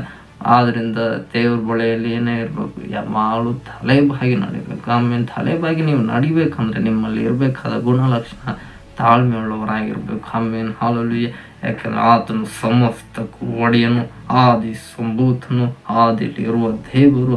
ಆತನು ಈಗಲೂ ಇದ್ದಾನೆ, ನಿರಂತರವು ಇರುವಾತನು ಆತನಾಗಿದ್ದಾನೆ. ವಾಕ್ಯದಲ್ಲಿ ದೇವರು ಹೇಳ್ತಾ ಇದ್ದಾನೆ, ಎಲ್ಲದರಲ್ಲೂ ಆತನು ಪ್ರಮುಖನಾಗಿದ್ದಾನೆ, ಆತನು ಮುಖ್ಯಸ್ಥನಾಗಿದ್ದಾನೆ. ಅಂತ ದೇವರ ಮುಂದೆ ನೀವು ಭಯ ಭಕ್ತಿ ಉಳ್ಳವರಾಗಿ ಯಾವಾಗಿರ್ತೀರೋ ಆಗ ನಿಮ್ಮ ದೇವರು ಆಶೀರ್ವಾದವಾಗಿ ಬದಲಾಯಿಸ್ತಾನೆ. ನಿಮ್ಮ ಜೀವಿತದಲ್ಲಿ ಎಷ್ಟು ಹೋರಾಟಗಳಿದ್ರು, ಪಾಪಗಳಿದ್ರು, ಅವೆಲ್ಲವನ್ನ ಯೇಸುವಿನ ಬಳಿಯಲ್ಲಿ ನೀವು ಪಶ್ಚಾತ್ತಾಪಪಟ್ಟು ರಿಪೆಂಟ್ ಆಗಿ ನೀವು ದೇವರ ಬಳಿಯಲ್ಲಿ ಮನ ತಿರುಗುವುದಾದರೆ ದೇವರು ನಿಮ್ಮನ್ನು ಆಶೀರ್ವಾದವಾಗಿ ಬದಲಾಯಿಸುವ ಸಾಮರ್ಥ್ಯ ದೇವರಿಗಿದೆ. ದೇವರು ಎಂಥ ಪಾಪಿಗಳನ್ನು ಬೇಕಾದರೂ ಲೋಕದಲ್ಲಿ ಬದಲಾಯಿಸಿದ್ದಾನೆ. ಇನ್ನು ಮುಂದೆ ಎಂಥ ಪಾಪಿಗಳು ಬಂದರೂ ಕೂಡ ದೇವರ ಬಳಿಯಲ್ಲಿ ಅಂಥವ್ರನ್ನು ಕೂಡ ದೇವರು ಬದಲಾಯಿಸಲು ಶಕ್ತನಾಗಿದ್ದಾನೆ. ಅದು ನಂಬೋರು ಮಾತ್ರ ನಾವು ಕರಗಳನ್ನು ತಟ್ಟುತ್ತಾ ದೇವರು ನಮ್ಮನ್ನು ಮಹಿಮೆ ಪಡಿಸುವವರಾಗಿರೋಣ. ಯಾಕಂದ್ರೆ ನಮ್ಮ ದೇವರಿಗೆ ಅಸಾಧ್ಯವಾದದ್ದು ಈ ಲೋಕದಲ್ಲಿ ಒಂದೂ ಇಲ್ಲ. ಹಾಲಿ ಅಂತ ದೇವರು ಹೇಳ್ತಾ ಇದ್ದಾನೆ, ಸತ್ತವರೊಳಗಿಂದ ಮೊದಲು ಎದ್ದು ಬಂದವನು ಆತನೇ ಆಗಿದ್ದಾನೆ. ಹಲ್ಲೆಲೂಯಾ. ಇಡೀ ಲೋಕದಲ್ಲಿ ಎಷ್ಟೋ ಗಣ್ಯ ವ್ಯಕ್ತಿಗಳು ಬಂದರು. ಲೋಕದಲ್ಲಿ ನಮ್ಮ ದೇಶಕ್ಕೆ ಮಹಾತ್ಮ ಗಾಂಧೀಜಿ ಬಂದರು. ಅವರು ಕೂಡ ಸ್ವಾತಂತ್ರ್ಯಕ್ಕೆ ಹೋಗಿ ಎಷ್ಟೋ ಹೋರಾಟಗಳು ಮಾಡಿದ್ರು, ಒಳ್ಳೆಯದೇ. ಆದರೆ ಅವರು ಸತ್ರು. ಅವರ ಸಮಾಧಿ ಇವಾಗಲೂ ಕೂಡ ಡೆಲ್ಲಿಯಲ್ಲಿದೆ. ಸೋದ್ರ ಗಣರಾಜ್ಯೋತ್ಸವ ದಿನ ನಮ್ಮ ಪ್ರಧಾನಮಂತ್ರಿಗಳು ಹೋಗಿ ಅವ್ರ ಸಮಾಧಿಗಳನ್ನ ಹೂವಿನ ಪುಷ್ಪ ಎಲ್ಲ ಹಾಕ್ಬಿಟ್ಟು ಬರ್ತಾರೆ. ಆದರೆ ಅವ್ರ ಸಮಾಧಿ ಏನಿದೆ ಹಾಗೆ. ಈಗ ಲೋಕದಲ್ಲಿ ಅನೇಕ ದೇಶಗಳಿದ್ದಾವೆ. ಲೋಕದಲ್ಲಿ ಅನೇಕ ದೇಶಗಳು ಸ್ವಾತಂತ್ರ್ಯಗೊಳ್ಳುವುದಕ್ಕೋಸ್ಕರ ಅನೇಕರು ಹೋರಾಟ ಮಾಡಿದ್ದಾರೆ, ಒಳ್ಳೆಯದು. ದೇಶಗಳು ಸ್ವಾತಂತ್ರ್ಯ ಆದರೂ ಒಳ್ಳೆಯದು. ಆದರೆ ಅವರೆಲ್ಲರ ಸಮಾಧಿಗಳು ಏನಾಗಿದೆ, ಈಗಲೂ ಕೂಡ ಹಾಗೇ ಇದೆ. ಆದರೆ ಒಂದು ಸಮಾಧಿ ಲೋಕದ ಮೇಲೆ ಇದೆ, ಅದು ಖಾಲಿ ಆಗಿದೆ. ಆ ಸಮಾಧಿ ಯಾವುದಂದರೆ ಅದು ಯೇಸುವಿನ ಸಮಾಧಿ. ಅದು ಇಸ್ರಾಯೇಲ್ ದೇಶದಲ್ಲಿದೆ, ಈಗಲೂ ಇದೆ. ಅದನ್ನು ನೋಡ್ಕೊಂಡು ಬಂದವರು ಇಡೀ ಲೋಕದಲ್ಲಿ ಅನೇಕರು ಇದ್ದಾರೆ. ದೇವರ ಸೋದ್ರ ಅಂದರೆ ಕಾರಣ ಯೇಸು ಅಲ್ಲಿ ಇಲ್ಲ ಎಂದು ಆ ಸಮಾಧಿ ಮೇಲೆ ಬರ್ತಿರ್ತಾರೆ. ಹಲ್ಲೆಲೂಯಾ. ಹಾಗಾದರೆ ಆತನು ಈಗಾಗಲೇ ಏನಾಗಿದ್ದಾನೆ, ಎದ್ದಿದ್ದಾನೆ. ಆತನು ಇಲ್ಲ, ಆತನು ಸತ್ತವರೊಳಗಿಂದ ಮೊದಲು ಎದ್ದು ಬಂದ ಆತನು. ನಿಜವಾದ ದೇವರಂದರೆ ಅವನು ಸಾವನ್ನೇ ಗೆದ್ದು ಹೊರಗಡೆ ಬರಬೇಕು. ನಿಜವಾದ ದೇವರು ಯೇಸು ಕ್ರಿಸ್ತನಾಗಿರುವುದರಿಂದ ಕಡೆಯ ಶತ್ರುವಾದ ಮರಣವನ್ನು ಕೂಡ ಆತನು ಜಯಿಸಿ ಎದ್ದು ಬಂದವನಾಗಿದ್ದಾನೆ. ಹಲ್ಲೆಲೂಯಾ. ಅದು ನಂಬೋರು ಮಾತ್ರ ನಾವು ಕರವನ್ನು ತಟ್ಟುತ್ತಾ ದೇವರು ನಮ್ಮನ್ನು ಮಹಿಮೆ ಪಡಿಸುವವರಾಗೋಣ. ಹಲ್ಲೆಲೂಯಾ. ಅದನ್ನು ನಂಬುವಂಥ ದೈವ ಜನರಲ್ಲೂ ಕೂಡ ಅದೇ ಬಲ, ಅದೇ ಪವಿತ್ರಾತ್ಮನ ಬಲವನ್ನು ದೇವರು ನನಗೂ ನಿನಗೂ ಕೊಡುವವನಾಗಿರ್ತಾನೆ. ಈಗ ನಾವು ರಕ್ಷಣೆ ಹೊಂದಿ ನಾವು ಸತ್ವಿ ಅಂದ್ಕೊಳ್ಳಿ. ಹಲ್ಲೆಲೂಯಾ. ಆದರೆ ಯಾವಾಗ ನಮ್ಮ ನಂಬಿಕೆ ಯೇಸುವನ್ನು ಎಬ್ಬಿಸಿದ ಅದೇ ಪವಿತ್ರಾತ್ಮನ ಶಕ್ತಿ ನಮ್ಮನ್ನು ಕೂಡ ಒಂದು ದಿನ ಎಬ್ಬಿಸುತ್ತೆ ಎಂಬ ನಂಬಿಕೆಯಿಂದ ನಾವು ಸತ್ತಿರ್ತೇವೋ, ನಂತರ ರಹಸ್ಯ ಬರಣ ಯಾವಾಗಾದರೂ ಬಂದರೆ ಆಗ ಸತ್ತವರು ಕೂಡ ಮೊದಲು ಎದ್ದು ಬರುವರು ಎಂಬುದಾಗಿ ದೇವರ ವಾಕ್ಯ ಹೇಳುವಂಥದ್ದಾಗಿದೆ. ಹಲ್ಲೆಲೂಯಾ. ಹಾಗಾದರೆ ಯೇಸು ಸತ್ತವರೊಳಗಿಂದ ಮೊದಲು ಎದ್ದು ಬಂದನು 100%. ಎರಡನೇ ಸಾರಿ ಸತ್ತವರೊಳಗಿಂದ ಯೇಸುವಿನ ನಂಬಿ ಸತ್ತವರು ಎರಡನೇ ಬಾರಿ ಅವರು ಕೂಡ ಸತ್ತವರೊಳಗಿನಿಂದ ಎದ್ದು ಬರುವವರಾಗಿದ್ದಾರೆ. ಆದ್ದರಿಂದ ದೇವರ ವಾಕ್ಯ ಇಲ್ಲಿ ಸ್ಪಷ್ಟವಾಗಿ ದೇವರ ಆತ್ಮನು ಬರೆಸಿದ್ದಾನೆ. ಮೊದಲು ಸತ್ತವರೊಳಗಿಂದ ಮೊದಲು ಎದ್ದು ಬಂದವನು ಯೇಸು. ಹಾಗಾದರೆ ಸತ್ತವರೊಳಗಿನಿಂದ ಎರಡನೇದಾಗಿ ಎದ್ದು ಬರೋವರ ಕೃಪೆಯ ಸಭೆ ಅದ ನಾನು ನೀನು ಆಗಿರ್ತೇವೆ. ನಮ್ಮ ಇಂದಿನ ತಲೆಮಾರುಗಳಲ್ಲಿ ಇದ್ದಂಥ ಅನೇಕ ಸೇವಕರುಗಳು, ದೈವ ಜನರುಗಳು ಅವರೆಲ್ಲರೂ ಕೂಡ ಎದ್ದು ಬರುವವರಾಗಿದ್ದಾರೆ ಎಂದು ದೇವರಾತ್ಮನು ಸಭೆಗಳಿಗೆ ಹೇಳುವುದನ್ನು ಕಿವಿಯಲ್ಲವನು ಕೇಳಲಾದ ನಂಬರ್ ಮಾತನಾಡಗಳನ್ನು ತಟ್ಟುತ್ತಾ ದೇವರು ನಮ್ಮನ್ನು ಮಹಿಮೆಪಡಿಸುವವರಾಗಿರೋಣ. ಹಲ್ಲೆಲೂಯಾ. ಆದ ಕಾರಣ ದೇವರ ವಾಕ್ಯವು ದೇವರಾತ್ಮನು ಶಾರ್ಪಾಗಿ ಕರೆಕ್ಟಾಗಿ ಬರೆಸಿದ್ದಾನೆ. ಸತ್ತವರಿಂದ ಮೊದಲು ಎದ್ದು ಬಂದಿರೋದು ಯೇಸು. ಯಾಕಂದರೆ ಮುಂದೆ ಕೃಪೆಯ ಸಭೆ ಅನೇಕ ದೈವ ಜನರುಗಳು ಎದ್ದು ಬರುವವರಾಗಿರ್ತಾರೆ. ಅವ್ರನ್ನೇ ಎಬ್ಬಿಸಿ ನಾನು ಕರ್ಕೊಂಡು ಬರ್ತೇನೆ ಅಂತ ದೇವರಾತ್ಮನಿಗೆ ಆಲ್ರೆಡಿ ಗೊತ್ತು. ಆದ್ರಿಂದಲೇ ದೇವರ ವಾಕ್ಯವನ್ನು ದೇವರಾತ್ಮನು ಅವರ ಶಿಷ್ಯರುಗಳ ಮುಖಾಂತರವಾಗಿ ಕರೆಕ್ಟಾಗಿ ಬರೆಸಿದ್ದಾನೆ. ಹಲ್ಲೆಲೂಯಾ. ಆದ್ರಿಂದಲೇ ನಮಗೆ ಕೊಡಲ್ಪಟ್ಟಿರುವಂಥ ಪ್ರತಿಯೊಂದೊಂದು ವಾಕ್ಯವು ಸ್ಪಷ್ಟವಾಗಿದೆ, ಅದು ಶಾರ್ಪ್ ಆಗಿದೆ. ಆದರೆ ಏನಂತ ಅದು ಈ ಬೈಕಚ್ಚಂತೆ ಹರಿತವಾಗಿದೆ. ಅದನ್ನು ನಂಬುವವರಿಗೆ ಆ ವಾಕ್ಯ ಏನು ಕೊಡುತ್ತೆ, ಜೀವ ಕೊಡುತ್ತೆ. ನಂಬದೇ ಇರುವವರಿಗೆ ಮರಣವನ್ನೇ ಕೊಟ್ಬಿಡುತ್ತೆ. ಇನ್ನೇನು ಬೇರೆ ಆಪ್ಷನ್ನೇ ಇಲ್ಲ, ಅಷ್ಟೇ. ಹಲ್ಲೆಲೂಯಾ. ಆದ್ದರಿಂದ ದೇವರು ಆದಿಯಲ್ಲಿ ಇದ್ದಾತನು ಇರುವಾತನು ಆತನಾಗಿದ್ದಾನೆ. ಆತನು ಈ ದಿನ ನಮ್ಗೆ ಹೇಳಿದ್ದಾನೆ, ನಾನು ನಿನ್ನ ಜೀವಿತದ ಆರಂಭದ ದಿನದಲ್ಲಿ ಇದ್ದೇನೆ, ನಿನ್ನ ಅಂತ್ಯದವರೆಗೂ ಕೂಡ ನಾನು ನಿನ್ನ ಸಂಗ ಇರುತ್ತೇನೆ. ನೀನು ಮಾಡಬೇಕಾದೆಲ್ಲ ಕೆಲಸಗಳನ್ನು ನಾನು ನಿನಗೆ ತಿಳಿಯಪಡಿಸ್ತೇನೆ. ಅದೆಲ್ಲವನ್ನು ಸರಿಯಾಗಿ ನೀನು ಮಾಡಿಕೊಂಡು ನಡೆಯುತ್ತಾ ಇರು. ನಿನ್ನ ಸಂಗಡ ಆದಿಯಾದ ದೇವರಾದ ನಾನು ನಿನ್ನ ಸಂಗಡ ಇರುತ್ತೇನೆ. ನಿನ್ನ ಜೀವಿತದಲ್ಲಿ ಇರುತ್ತೇನೆ, ನಿನ್ನ ಕುಟುಂಬದಲ್ಲಿ ಇರುತ್ತೇನೆ, ನಿನ್ನ ವೈಯಕ್ತಿಕ ಜೀವಿತದಲ್ಲಿ ನಾನು ಇರ್ತೇನೆ, ನಿನ್ನ ಕೆಲಸಗಳಲ್ಲೂ ಕೂಡ ನಾನು ಇರ್ತೇನೆ. ಎಲ್ಲದರಲ್ಲೂ ನಿನಗೆ ಸಹಾಯಕನಾಗಿ ನಾನಿದ್ದು ನಿನ್ನನ್ನು ನಡೆಸುತ್ತೇನೆಂದು ದೇವರಾತ್ಮನು ಇದನ್ನು ಸಭ್ಯದ ನಮ್ಮೆಲ್ಲರ ಸಂಗಡ ಆತನು ವಿಶೇಷವಾಗಿ ಮಾತನಾಡ್ತಿದ್ದಾನೆ. ಆಮೇನ್ ಹಲ್ಲೆಲೂಯಾ. ಜನ ದೇವರ ವಾಕ್ಯದಲ್ಲಿ ಸಂತೋಷ ಪಟ್ಟಿದ್ದೀರ. ಆಮೇನ್ ಅಲ್ಲೋಣ. ಆಮೇನ್ ಹಲ್ಲೆಲೂಯಾ. ಯಾಕಂದ್ರೆ ದೇವರ ಪ್ರತಿಯೊಂದು ಮಾತು ಅದು ನಮ್ಮನ್ನು ಬಲಪಡಿಸುತ್ತೆ, ನಮ್ಮನ್ನು ಧೈರ್ಯಪಡಿಸುತ್ತೆ. ಅದು ದೇವರಲ್ಲಿ ಇನ್ನೂ ಹೆಚ್ಚಾಗಿ ನಡೆಯುವುದಕ್ಕೆ ಅದು ನಮ್ಮನ್ನು ಪ್ರೋತ್ಸಾಹಿಸುತ್ತದೆ. ಆಮೇನ್ ಹಲ್ಲೆಲೂಯಾ. ಇಂಥ ಅದ್ಭುತವಾದ ವಾಕ್ಯಗಳನ್ನು ದೇವರಾತ್ಮನು ಈ ದಿನ ಸಭೆಯಾದ ನಮ್ಮೆಲ್ಲರ ಸಂಗಡ ಆತನು ಮಾತನಾಡಿದ್ದಕ್ಕಾಗಿ ನಾವು ಸ್ತೋತ್ರವನ್ನು ಸಲ್ಲಿಸುತ್ತಾ ಕಡೆಯದಾಗಿ ನಾವು ಪ್ರಾರ್ಥನೆಯನ್ನು ಮಾಡಿಕೊಳ್ಳೋಣ. ನಮ್ಮಲ್ಲಿ ವಾಸ ಮಾಡುತ್ತಿರುವ ದೇವರಾತ್ಮನೇ ನಿಮಗೆ ಸ್ತೋತ್ರ. ನಿನ್ನ ಜೀವಳ ಅದ್ಭುತವಾದ ವಾಕ್ಯದ ಮುಖಾಂತರವಾಗಿ ಈ ದಿನ ನೀನು ನಮ್ಮ ಸಂಗಡ ಮಾತನಾಡಿದ್ದಿ, ಅದಕ್ಕಾಗಿ ನಾವು ನಿಮಗೆ ಸ್ತೋತ್ರವನ್ನು ಸಲ್ಲಿಸ್ತೇವಪ್ಪ. ಅದು ದೇವರೇ, ನೀನು ಆದಿಯಲ್ಲಿ ಇದ್ದ ದೇವರಾಗಿದ್ದಿ, ಅದಕ್ಕಾಗಿ ಸ್ತೋತ್ರ. ದೇವರೇ, ನೀನು ಶಿಷ್ಯನಾದ ಯೋಹಾನನ ಸಂಗಡ ಇದ್ದ ದೇವರಾಗಿದ್ದೆ, ಅದಕ್ಕಾಗಿ ಸ್ತೋತ್ರ. ಅವನು ನಿನ್ನಲ್ಲಿ ತಾಳ್ಮೆಯುಳ್ಳವನಾಗಿದ್ದಂತೆ ದೇವರೇ, ನಿನ್ನಲ್ಲಿ ದೈವ ಜನರಾದ ನಾವೆಲ್ಲರೂ ಸಭೆಯ ಜನರು ನಿನ್ನಲ್ಲಿ ಯಾವಾಗಲೂ ತಾಳ್ಮೆಯುಳ್ಳವರಾಗಿ ನಡೆಯುವಂತೆ ಜೀವಿಸುವಂತೆ ಆಶೀರ್ವದಿಸು. ಈ ತಾಳ್ಮೆ ಇಲ್ಲದೆ ಇರುವುದರಿಂದ ಅನೇಕರು ಅನೇಕ ವಿಷಯದಲ್ಲಿ ಬಿದ್ದು ಹೋದವರಿದ್ದಾರೆ. ಅಂಥವರ ಮೇಲೆ ದೇವರೇ ನಿನ್ನ ಕೃಪೆಯ ಹಸ್ತವನ್ನು ದೇವರೇ ಆತ್ಮನೇ ನೀನು ಚಾಚು. ನಿನ್ನ ಕೃಪೆಯ ವರವಾಗಿ ಈ ತಾಳ್ಮೆಯನ್ನು ಅವರಿಗೆ ದಯಪಾಲಿಸಿ ಎಂದು ನಾವು ಪ್ರಾರ್ಥಿಸ್ತೇವೆ. ನಿನ್ನ ವಿಷಯಗಳಲ್ಲಿ ಎಲ್ಲರೂ ತಾಳ್ಮೆಯುಳ್ಳವರಾಗಿ ನಡೆಯುವಂತೆ ಜೀವಿಸುವಂತೆ ನಿನ್ನ ಒಂದು ಗುಣವಾದ ತಾಳ್ಮೆಯನ್ನು ಪ್ರತಿಯೊಬ್ಬರಲ್ಲೂ ಉಂಟು ಮಾಡು. ನಿನ್ನಲ್ಲಿ ಭಯಭಕ್ತಿಯುಳ್ಳವರಾಗಿ ನಡೆಯುವಂತೆ ಜೀವಿಸುವಂತೆ ನಿನ್ನ ಕೃಪೆಯನ್ನು ಅನುಗ್ರಹಿಸಿ ನಡೆಸು. ಹೌದು ದೇವರೇ, ನಿನ್ನ ಆದಿಯಲ್ಲಿ ಸಮಸ್ತವನ್ನು ಸೃಷ್ಟಿ ಮಾಡಿರುವ ದೇವರು. ಆದಿಯಲ್ಲಿ ನಮಗೇನೇನು ಬೇಕು ಎಲ್ಲವನ್ನ ನೀನು ಸೃಷ್ಟಿ ಮಾಡಿ ಇಟ್ಟಿದ್ದೀಯ, ಅದಕ್ಕಾಗಿ ಸ್ತೋತ್ರ. ದೇವರೇ, ನಿನ್ನನ್ನು ನಾವು ಹುಡುಕುವಂತೆ ಆಶೀರ್ವದಿಸಿ. ಈ ಲೋಕವನ್ನು ಎಲ್ಲ ಹುಡುಕುವುದು ನಿನ್ನನ್ನೇ ಸೃಷ್ಟಿ ಮಾಡಿರುವ ದೇವರೇ, ನಿನ್ನನ್ನು ನಾವು ಪ್ರತಿದಿನ ಹುಡುಕುವಂತೆ, ನಿನ್ನಿಂದಲೇ ನಮಗೇನೇನು ಬೇಕು ಅದೆಲ್ಲವನ್ನ ನಾವು ನಿನ್ನಿಂದ ಹೊಂದುವಂತೆ ನಮಗೆ ನಿನ್ನ ಆ ಕೃಪೆಯನ್ನು ದಯಪಾಲಿಸು. ನೀನಿದ್ದರೆ ನಮಗೆಲ್ಲವೂ, ನೀನಿಲ್ಲದಿದ್ದರೆ ನಮಗೆ ಇರೋದೆಲ್ಲವೂ ಅದು ವ್ಯರ್ಥವಾಗುತ್ತೆ ಎಂದು ನಮ್ಮ ವಾಕ್ಯ ನಮಗೆ ತಿಳಿಯಪಡಿಸುವುದಕ್ಕಾಗಿ ಸ್ತೋತ್ರ. ಆದ್ದರಿಂದ ಪ್ರತಿದಿನವೂ ದೇವರೇ, ನಾವು ನಿಮ್ಮ ಬಳಿಯಲ್ಲಿ ಹೆಚ್ಚೆಚ್ಚಾಗಿ ಪ್ರಾರ್ಥನೆ ಮಾಡುವಂಥ ಆಶೀರ್ವದಿಸಿ ನಡೆಸು. ನಮ್ಮ ಪ್ರಾರ್ಥನೆಗಳಿಗೆ ಅದು 1 ತಿಂಗಳಾದರೂ ಕೂಡ ನಾವು ಕಾಯುವಂಥ ತಾಳ್ಮೆಯನ್ನು ದಯಪಾಲಿಸು. ಅದು 40 ವರ್ಷಗಳಾದರೂ ಕೂಡ ಕಾಯುವಂಥ ತಾಳ್ಮೆಯನ್ನು ನಮಗೆ ದಯಪಾಲಿಸುವ. ಆದರೆ ಒಂದು ದಿನ ನಮ್ಮ ಪ್ರಾರ್ಥನೆಗೆ ಉತ್ತರವನ್ನು ಕೊಡುತ್ತೀಯ ಎಂದು ಈ ದಿನ ನೀನು ನಮ್ಮ ಸಂಗಡ ಮಾತನಾಡಿದ ನಿನ್ನ ಮಾತಿಗಾಗಿ ಸ್ತೋತ್ರವನ್ನು ಸಲ್ಲಿಸ್ತೇವೆ. ನೀನು ಆದಿಯಲ್ಲಿ ಇರುವ ದೇವರು ಈಗಲೂ ಇರುವುದಕ್ಕಾಗಿ ಸ್ತೋತ್ರ. ಈ ಸಭೆಗೆ ನೀನು ಶಿರಸ್ಸಾಗಿರುವುದಕ್ಕಾಗಿ ಸ್ತೋತ್ರ. ನೀನು ಶಿರಸ್ಸಾಗಿ ಸಭೆಯ ಸಂಗಡ ನೀನು ಮಾತನಾಡಿರುವುದಕ್ಕಾಗಿ ಸ್ತೋತ್ರ. ಈ ನಿನ್ನ ಮಾತು ಪ್ರತಿಯೊಬ್ಬರಿಗೂ ಜೀವವನ್ನು ಉಂಟು ಮಾಡಲಿ ದೇವರಾತ್ಮನೆ, ಅದಕ್ಕಾಗಿ ನಿಮಗೆ ಸ್ತೋತ್ರವನ್ನು ಸಲ್ಲಿಸ್ತೇವೆ. ಹೌದು ದೇವರೇ, ನೀನು ಸತ್ತವರೊಳಗಿನಿಂದ ಮೊದಲು ಎದ್ದು ಬಂದ ದೇವರಾಗಿರುವುದಕ್ಕಾಗಿ ಸ್ತೋತ್ರ. ಎರಡನೇದಾಗಿ ನಮ್ಮನ್ನು ಕೂಡ ನಮ್ಮ ಹಿಂದೆಯನ್ನು ಅನೇಕ ದೈವ ಸೇವಕರು ತೀರಿ ಹೋಗಿರುವಾಗ ಅಂಥವರೆಲ್ಲರನ್ನೂ ಕೂಡ ಬದುಕಿಸಲು ಶಕ್ತನಾದ ದೇವರು ನೀನಾಗಿರುವುದಕ್ಕಾಗಿ ಸ್ತೋತ್ರ.